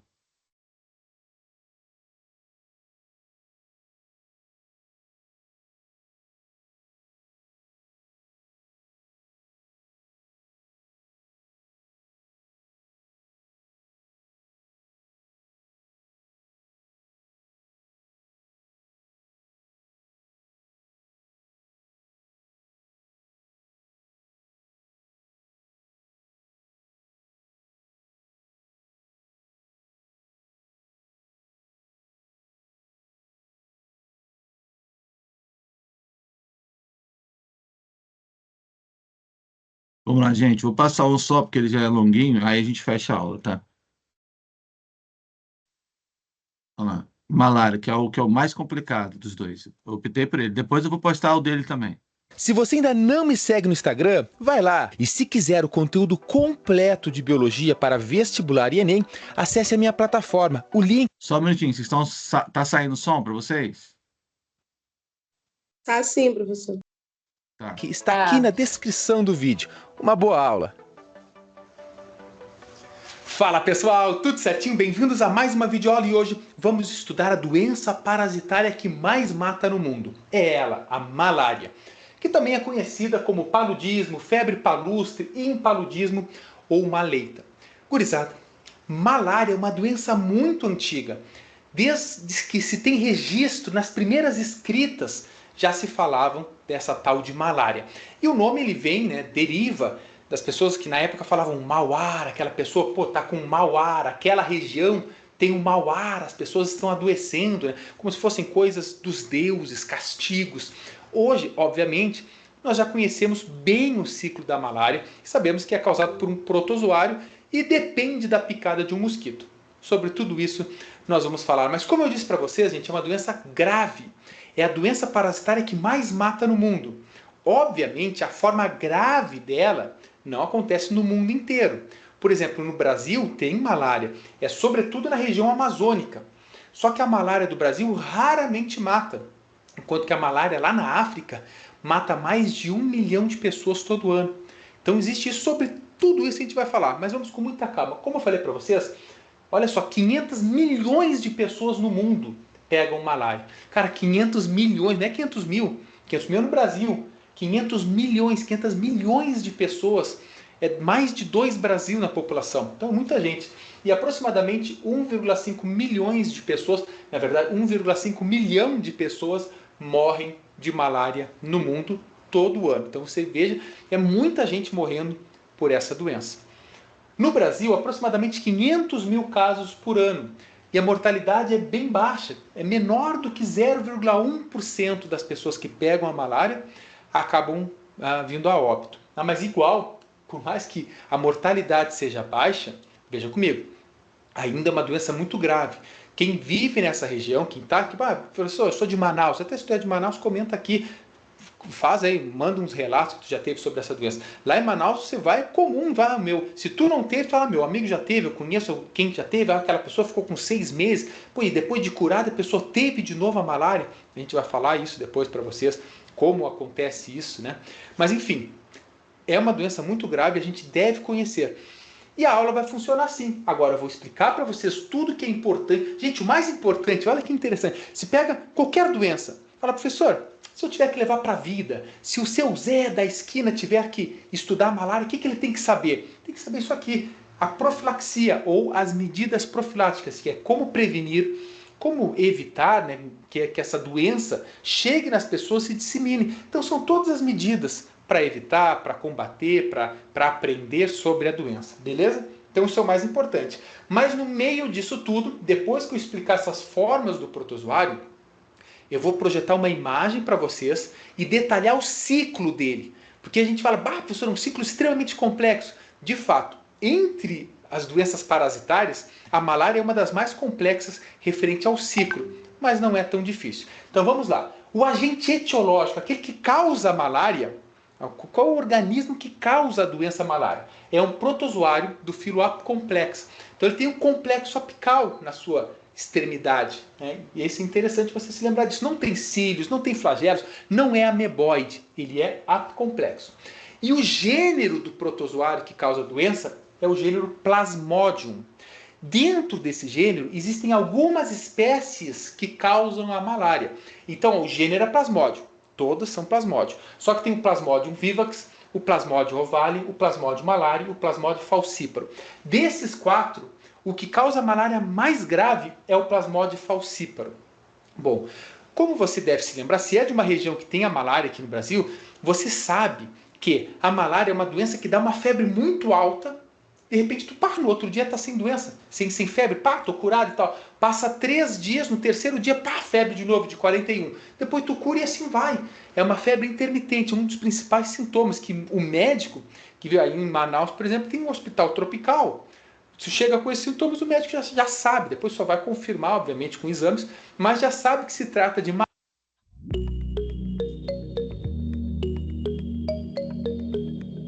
malária.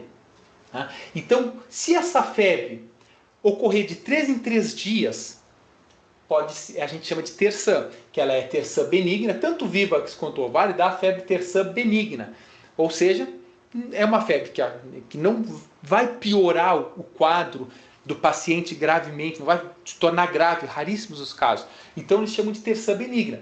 A febre aconteceu hoje, depois no terceiro dia de novo, depois mais 3 dias de novo. Vocês vão entender por que isso acontece no ciclo do parasita. Beleza? Tem o Plasmodium malariae, que dá a febre quartã benigna, ou seja, de vez de ser de 3 em 3 dias, é de 4 em 4 dias. Só que também é benigna, não vai evoluir de uma forma muito grave, a não ser em raros casos. E aí sim, o Plasmodium falciparum dá a febre terçã maligna. Por que a gente fala maligna? Porque realmente a febre, além de ser muito alta, muito grave, o quadro clínico do paciente, da pessoa que está doente, piora e pode levar a óbito. Então essa aqui, gente, é a malária grave. No Brasil, essas que acontecem. A Plasmodium falciparum vai sobretudo lá no continente africano e lá que a maioria dessas mortes acontece lá no continente africano, pega um pouco da Ásia ali também. Beleza? Então, ok, isso aqui é importante você, porque tem gente que fala assim, quem é que causa a malária? É um vírus? Não, é um protozoário. Grave essa informação. Aí, esse protozoário, para ele completar o ciclo de vida dele, para ter um ciclo completo, ele depende de 2 hospedeiros. Nesse caso, a gente fala que o ciclo é heteroxeno. Tem um hospedeiro definitivo e tem um hospedeiro intermediário. Veja bem, no caso deste protozoário, o hospedeiro intermediário somos nós. Normalmente a gente estuda e fala, nós somos o definitivo e tem uma outra espécie que é intermediária. Não, aqui nós somos o hospedeiro intermediário. Por quê? Quando esse plasmódio, esse protozoário está dentro do nosso corpo, tomara que nunca esteja, né? Mas quando ele está dentro do nosso corpo, ele está se multiplicando assexuadamente. Não está fazendo troca de material genético. Por isso nós somos o hospedeiro intermediário ou, também nesse caso, o hospedeiro vertebrado. Né? Lembre-se, você é vertebrado. Enquanto que o hospedeiro definitivo é o invertebrado, que é o mosquito. Logo, dentro do mosquito, o protozoário, independentemente da espécie, está se multiplicando de forma sexuada, ou seja, está trocando material genético.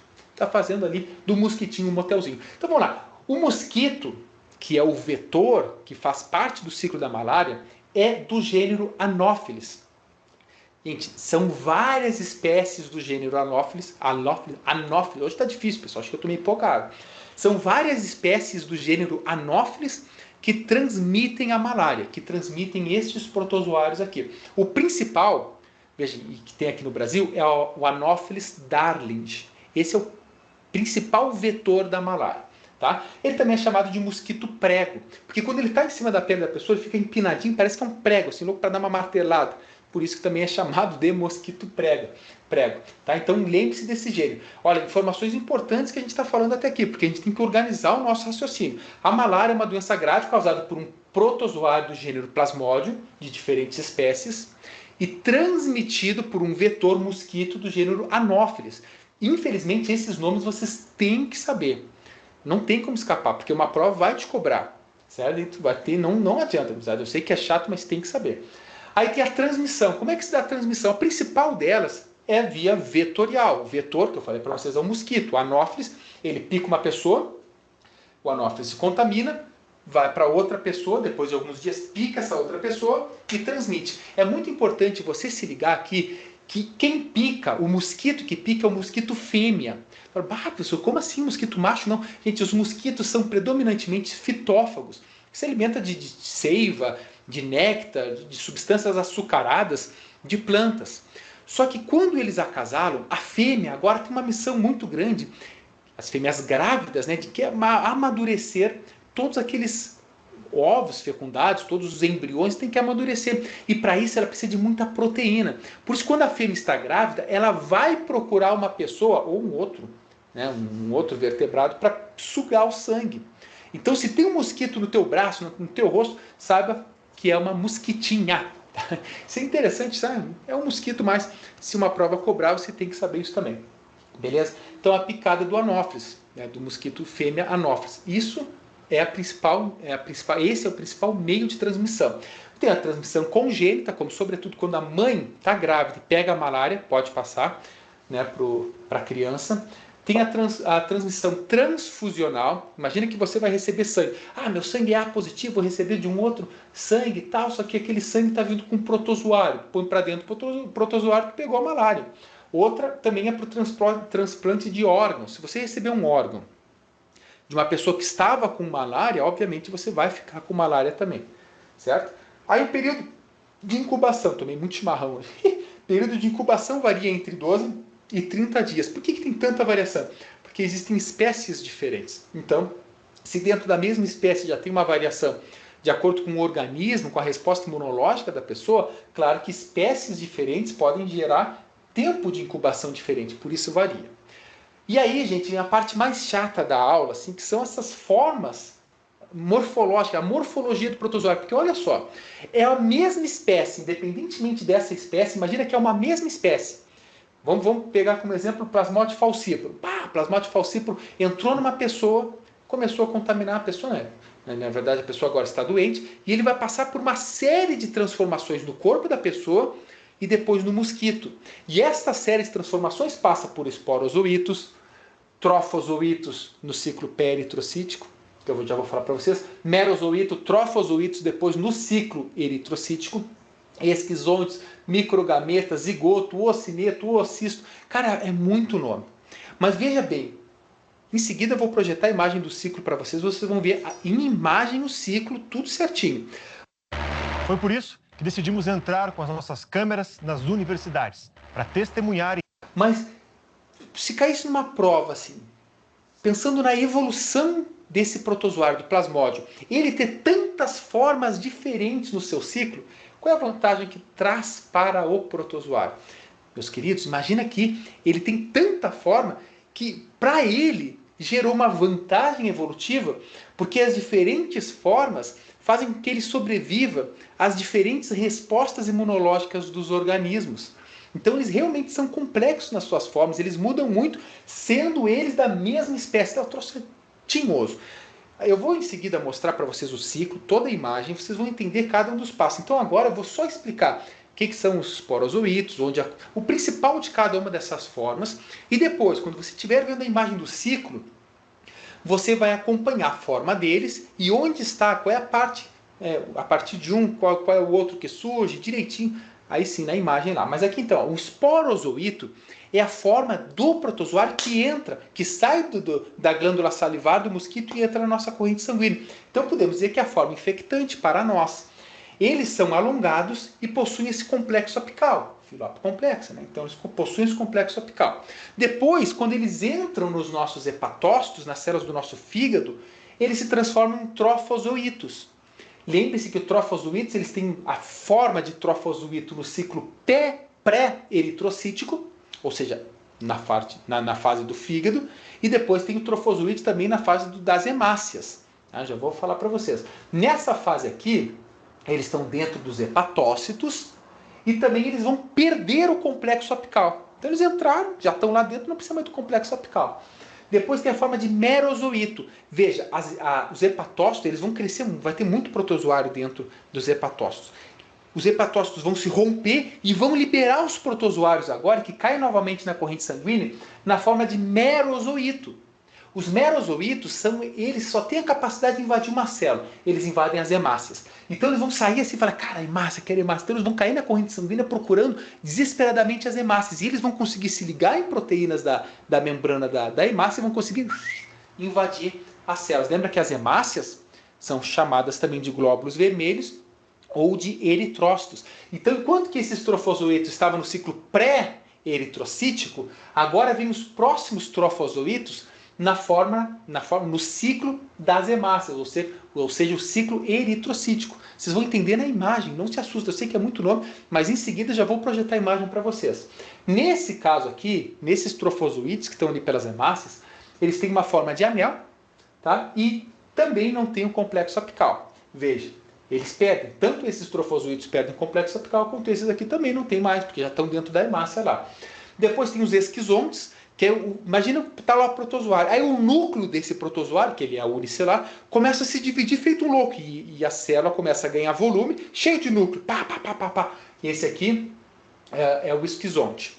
Tá? Beleza. Depois temos os microgametas. Veja, gameta, já pensa em gameta, né? Gameta. Sim. Os microgametas são os gametas que são os machos. É o gameta masculino, a gente pode dizer assim. E o macrogameta é o gameta feminino.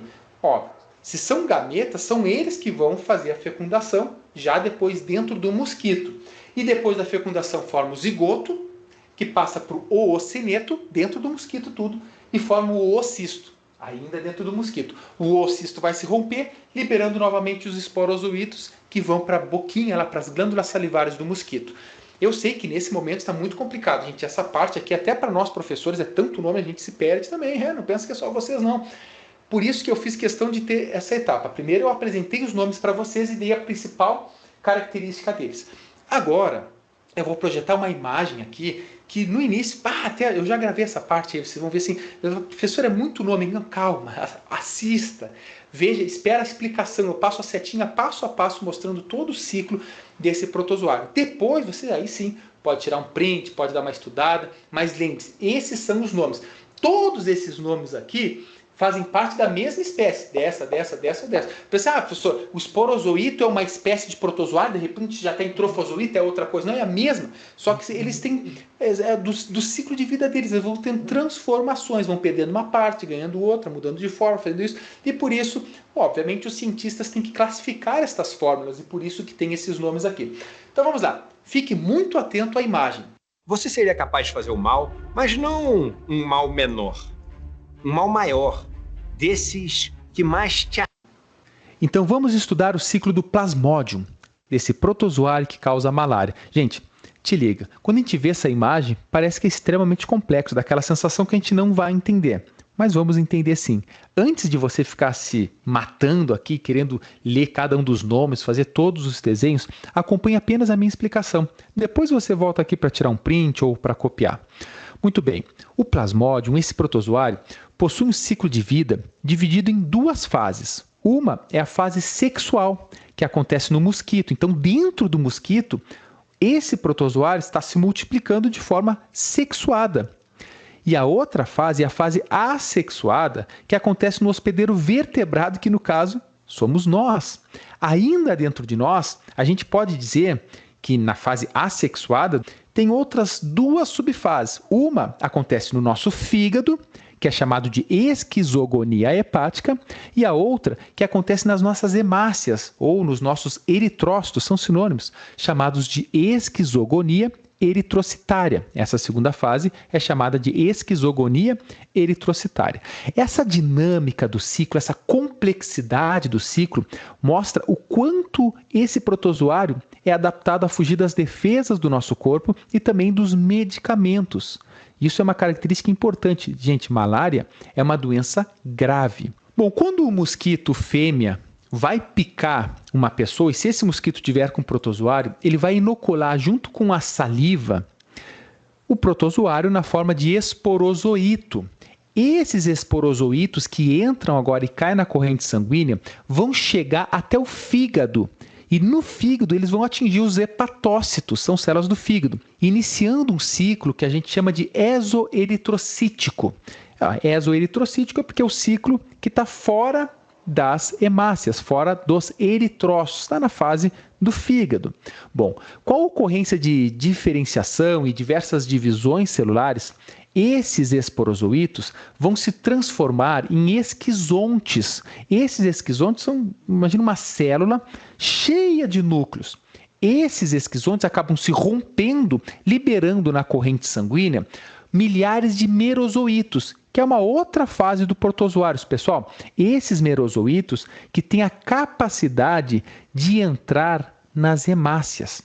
Então, os merozoitos caem agora novamente na corrente sanguínea e chegam lá nos eritrócitos, chegam lá nas hemácias, começando um novo ciclo chamado de ciclo eritrocítico, que agora sim é o ciclo que acontece nos eritrócitos, nas hemácias. Ao alcançar a corrente sanguínea, os merozoitos interagem com as proteínas presentes na superfície dos eritrócitos e, por adesão, o parasita consegue invadir ativamente as hemácias. Após a invasão das hemácias, esses merozoitos se desenvolvem em trofozoitos e estes dão origem a esquizontes por meio de múltiplas divisões nucleares. Novos merozoitos são formados no interior dos esquizontes e são liberados agora pela ruptura destes, dando início a uma nova etapa de invasão de eritrócitos. Então está voltando aqui para as hemácias, para os eritrócitos, e completando o ciclo assexuado do parasito. Agora, alguns trofozoitos passam por um desenvolvimento diferenciado, resultando, nesse caso, na formação das células sexuais especializadas, que vão ter que entrar no mosquito ali. Estas células são chamadas de gametócitos. Bom, se essas células, se esses protozoários nessa fase forem ingeridos por um mosquito, ele vai agora começar o ciclo sexuado no vetor. Então veja, como é que o mosquito está sem malária, o mosquito está tranquilaço. Se ele picar uma pessoa que está nessa fase da malária, o mosquito vai pegar essa doença também. Então agora vamos lá, imagina que o mosquito picou uma pessoa e inoculou dentro dele, ele acabou sugando junto com sangue. Lembre-se, o mosquito que pica é a mosquita fêmea, porque tem que fazer a maturação dos dos seus ovos ali depois de ter ocorrido a fecundação. Então ela picou. Após picar esse hospedeiro infectado, as fêmeas dos anofelinos ingerem juntamente com o sangue as formas gametocíticas do parasita. Lá no lúmen do intestino se inicia a fase sexual do ciclo. Ocorre então a diferenciação dos microgametócitos masculinos e dos macrogametócitos, que no caso são femininos. E eles vão fecundar. Após a fecundação dessas fases dos protozoários, gera um zigoto diploide, 2N. Veja que interessante, esse zigoto vai se diferenciar em ocineto, que é uma forma extremamente móvel e ativa do parasita, que ele fica lá se locomovendo. E esse desenvolvimento, né, essa transformação pode durar de 16 a 24 horas, que varia também, obviamente, de acordo com as espécies de plasmódio. Cada um tem um tempo que varia entre 16 e 24 horas. Bom, o ocineto agora atravessa o epitélio e após atravessar, esse ocineto se aloja entre a lâmina basal e o epitélio intestinal do mosquito. Nesse momento, se transforma em oocisto e aproximadamente entre 12 a 15 dias após essa infecção do mosquito, ocorre o rompimento desses oocistos, liberando diversos esporozoítos na hemolinfa do mosquito. E esses esporozoítos agora vão conseguir migrar para a glândula salivar do mosquito, que quando ela, no caso a mosquita, a fêmea, for picar o hospedeiro, for nos picar, ele vai migrar da glândula salivar da mosquitinha e vai sair caindo na corrente sanguínea, dando início a um novo ciclo. É muito importante, pessoal, de ressaltar também que o Plasmodium vivax ou Plasmodium ovale, né, alguns dos esporozoítos deles, nessa fase aqui do fígado, eles podem ficar latentes ali. Eles ficam um tempo ali, é a fase que é denominada inclusive de hipnozoítos. E eles ficando ali dessa forma latente, eles ficam resistentes à maioria dos fármacos utilizados, e o que representa um fator extremamente agravante no controle dessa doença, porque não consegue chegar aos fármacos ali para destruir esses protozoários. Feito, gurizada. Agora que você sabe tudo do ciclo do protozoário, do plasmódio, vamos adiante aqui. Patogenia. Bom, veja bem, ele está nas hemácias, então ele vai destruir as hemácias. Gente, o falciparum, Plasmodium falciparum, pode destruir até 25% das tuas hemácias. Então tu imagina, qual é a função das hemácias? Principalmente carregar o gás o oxigênio para mandar para todas as células do nosso corpo, para elas fazerem respiração celular e produzir ATP. Agora você imagina que os outros podem destruir aproximadamente 1% das hemácias, mas imagina você perder 25% das hemácias. O que vai causar? Anemia. Então vai causar anemia, vai ter pouco oxigênio, então vai gerar uma anoxia, baixa do gás oxigênio. A gente fala muito hoje em dia, né, em entubar e oxigênio e tal. Por tudo isso, pela quantidade de hemácias destruídas, pela quantidade de protozoários, pode causar obstrução de vasos, certo? Imagina se for no cérebro. Quando ela libera, quando as hemácias se rompem, libera uma toxina chamada hemozoína. Essa toxina é o que causa as febres. Por isso que, olha que interessante, por isso que a febre te dá um dia, depois tu fica 2 dias sem ter, depois tu tem de novo. Porque é o tempo do protozoário completar o ciclo, romper as hemácias, liberar a toxina e dar febre. Por isso que tem as febres terçã ou quartã, dependendo da espécie. Também gera hipoglicemia. Os protozoários no teu fígado, cara, eles estão se alimentando também, eles precisam de açúcar, então o glicogênio que está lá vai ser quebrado, você vai ter hipoglicemia. E várias outras complicações, né, neurológicas e tudo mais. Lembrando, pessoal, principalmente essa espécie que causa essas complicações maiores. As outras são complicadas. Volto a dizer, se você vive numa região aqui no Brasil que tem a malária, você deve saber disso aí. Às vezes a pessoa tem meses de tratamento. E muitas vezes, como eu falei no ciclo para vocês, eles ficam na forma de hipnozoítos. Esses aqui ficam na forma de hipnozoítos. Eles ficam hipnotizados lá. Uma forma latente. Pode ser que depois de 2 anos eles voltem ativa. Aí os médicos ficam naquela, cara, mas ele está pegando de novo a doença? Como assim? É uma doença reincidente, não é? É uma complicação, a resistência que eles têm. E os sintomas? Primeiro, esplenomegalia, o aumento do baço, Tem febre intermitente, a febre 41 graus, no outro dia tu está bem, passa alguns 2, 3 dias, depois sobe de novo e fica assim, essa febre intermitente. Dá um mal-estar generalizado, calafrios, suores, a pessoa sua muito, imagina, sintomas de febre alto, dor de cabeça, cefaleia, a pessoa fica apavorada, vômitos, diarreias, porque tu imagina, eles estão liberando toxinas no teu sangue, são muitos protozoários. Lembrando que para infectar numa picada do mosquito, entre 15 e 200 protozoários já são suficientes para causar malária, mas lá eles começam a se multiplicar, certo?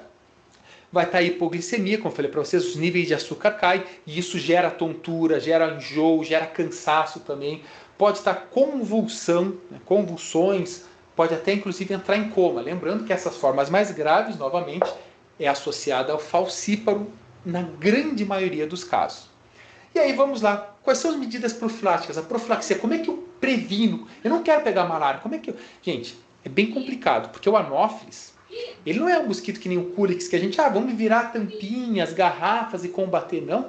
Ele está na mata, é um mosquito muito mais difícil de combater. Na verdade, seria utopia combater o mosquito do gênero Anopheles. Mas para isso, nós podemos ter o tratamento precoce das pessoas. Por quê? Imagina que a pessoa está com malária. Se a pessoa rapidamente é tratada, é isolada, né, põe numa região adequada, essa pessoa ela não vai mais ser picada pelo mosquito. Porque se o mosquito picar uma pessoa contaminada, ele vai se contaminar e vai picar outra pessoa. Então, tratar os doentes precocemente o quanto antes, você diminui a taxa de mosquitos também contaminados. Consequentemente, você diminui os casos. Fazer exames em massa na população para confirmar se está com malária ou não. Botar telas nas janelas, porque imagina, se você mora numa região endêmica que tenha malária, cara, tua janela tem que ter tela. Você tem que botar um mosquiteiro nas portas também, para evitar que o mosquito entre e pique a pessoa. Utilização de inseticidas, proteção individual. Eu já fui para a Amazônia lá, e lá a gente ia para o campo, né? Ia para a mata, digamos assim. E lá a gente se enchia de repelente. São repelentes, proteção pessoal. Camiseta com manga comprida. Impossível, porque imagina o calor que é Manaus, né? Mas tu tem essa proteção. Quem é de lá já sabe disso, né? O treinamento do pessoal de saúde, pessoal qualificado para identificar, diagnosticar e tratar rapidamente as pessoas que estão doentes. A própria estrutura para o tratamento ou para o diagnóstico, por exemplo, já falei, lá em Manaus tem um hospital tropical que é especializado nisso, sabe? Tanto não só nessa doença, mas em todas as outras, como leishmaniose, picadas de serpentes, né? Mordidas, tem dentes, então são mordidas, tudo mais. E educação ambiental. As pessoas conhecerem. Quando você educa as pessoas, quando chega a informação, tipo isso que eu estou fazendo aqui, falando, discutindo sobre isso, as pessoas vão se lembrar, cara, eu vou para a Amazônia dar uma voltinha, mas lá tem malária, então eu vou colocar repelente. É importante se ligar nisso, né? Então sempre a educação ambiental para todas as doenças. Lembre-se, gurizada, a nossa maior arma contra todas as doenças é o conhecimento. Certo? E aí tem o diagnóstico e o tratamento. Eu ia escrever isso aqui. Aqui ia gerar uma complicaçãozinha. Eu tenho anotado aqui, vou trazer para vocês, se eu achar, né? Porque, vamos ver se eu acho. Achei. Porque assim, quando a gente fala das cloroquinas da vida, né? A gente já fica imaginando que as pessoas vão usar e tal. Mas enfim, diagnóstico, tem tanto diagnóstico clínico, que o médico está falando, imagina um médico que conhece isso, que vive em regiões que tem, já vai desconfiar imediatamente que é a malária. E depois você faz a confirmação com o diagnóstico laboratorial, que daí tem o esfregaço, né? Eles pegam um pouquinho de sangue, esfregam, enxerga no protozoário no microscópio ali facilmente. E tem também alguns testes rápidos, que podem não ser tão precisos, mas eles identificam também anticorpos e tudo mais. O tratamento, pessoal, aí sim, a gente se discute muito sobre a tal da cloroquina, né? A gente fala muito sobre ela. Nesse caso aqui, ele é aconselhar. Todo medicamento, veja bem, todo medicamento tem um efeito colateral. Quando você toma um medicamento para dor de cabeça, você imagina, estou com uma dorzinha aqui, então eu vou tomar um remédio para dor de cabeça. Tu acha que ele vai atuar só aqui? Não, ele atua no corpo inteiro. Então todo medicamento tem um efeito colateral. Quem recomenda, quem vai dar receita, vai falar para você tomar um medicamento, é o seu médico, é orientado pelo farmacêutico. Então, profissionais na área de saúde que são habilitados para isso.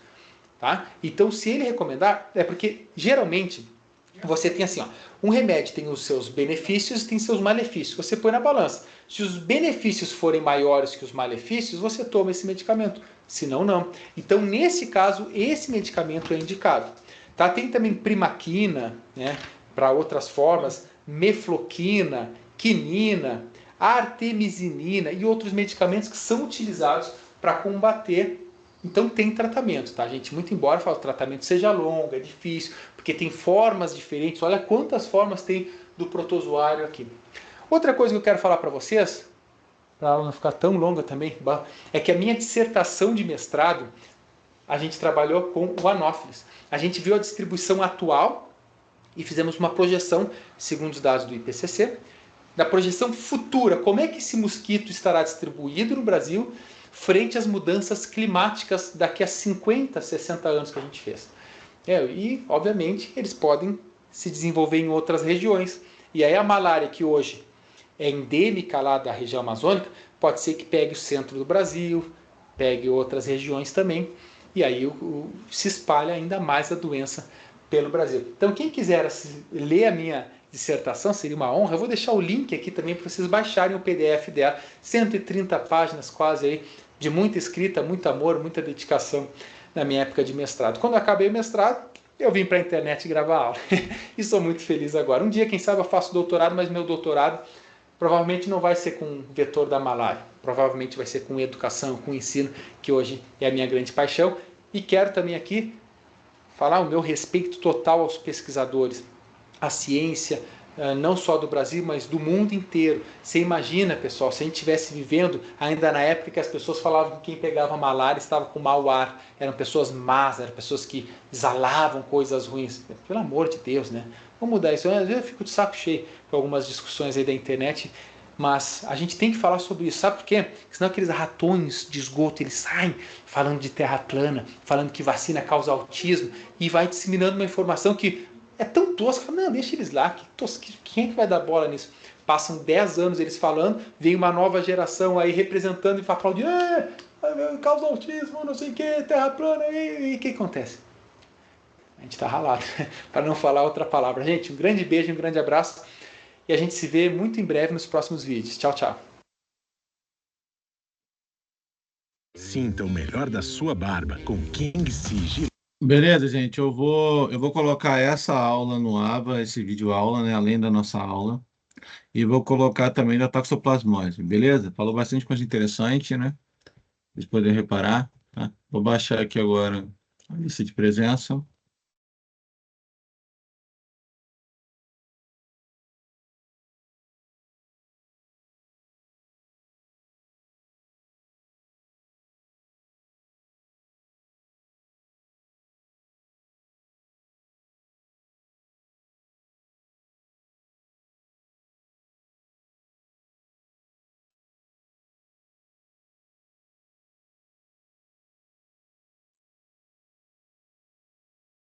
Show?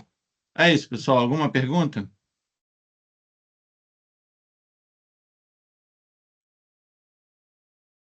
Vamos lá, gente. Alguma pergunta?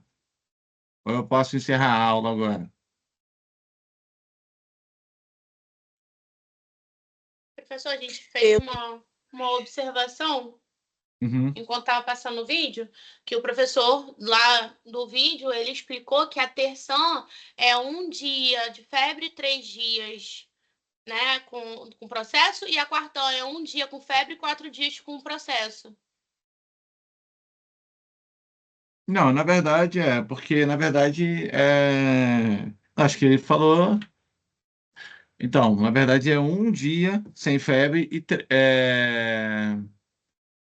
e 2 dias sim, são 48 horas, né? Mas enfim, isso aí muda, né? Constante, mas pode ser até. Deixa eu só voltar aqui o vídeo aqui, deixa eu dar uma olhada aqui, peraí, só para reafirmar aqui, só um minutinho. De repente a gente também ouviu mal, escutou mal, mas pelo que eu entendi, sim. Eu vou passar e só dar uma revisada aqui. Né?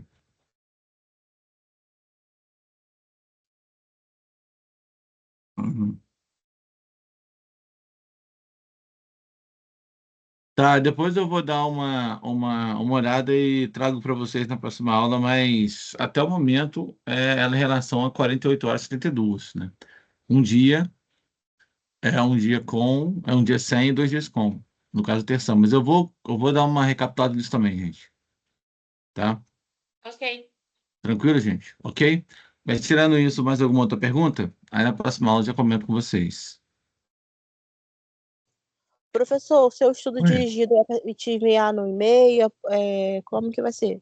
Então, vocês mandam para o meu e-mail. Vocês podem mandar, vocês podem mandar para o meu e-mail, mas eu acho melhor também vocês pedirem para o representante mandar para mim todos também no WhatsApp. Que aí eu fico no e-mail e no WhatsApp. E Ok? até que data? Até uma semana antes da prova. Tá bom. Tá bom? Beleza, gente? A pesquisa que eu fiz aqui tá igual ao que o senhor falou, professor. De repente, ele sabe se pronunciar direito no vídeo, né? Mas tá assim, na atenção como 1 dia de febre e 2 seguidos de novo. Ah, então tá. Mas depois eu vou dar uma recapitulada nele também. Mas que eu saiba, eu falei certo, sim, gente. Posso estar errado, vou mentir não, também posso errar, né? Mas tá tranquilo. Eu vou dar uma revisada, tá bom? Mas, gente, alguma dúvida? Não, professor, só isso mesmo. Tranquilo? Tranquilo? Gente, façam um estudo dirigido, tá? Com calma depois. Dá uma estudada. Se quiser fazer antes, faz, mas dá uma estudada, porque isso vai ajudar na hora da prova também. Ok? Ok, gente? Tranquilo ou não? Ok. Beleza, pessoal? Então eu vou encerrar aqui, tá? Deixa eu encerrar aqui a aula. Desejo a vocês uma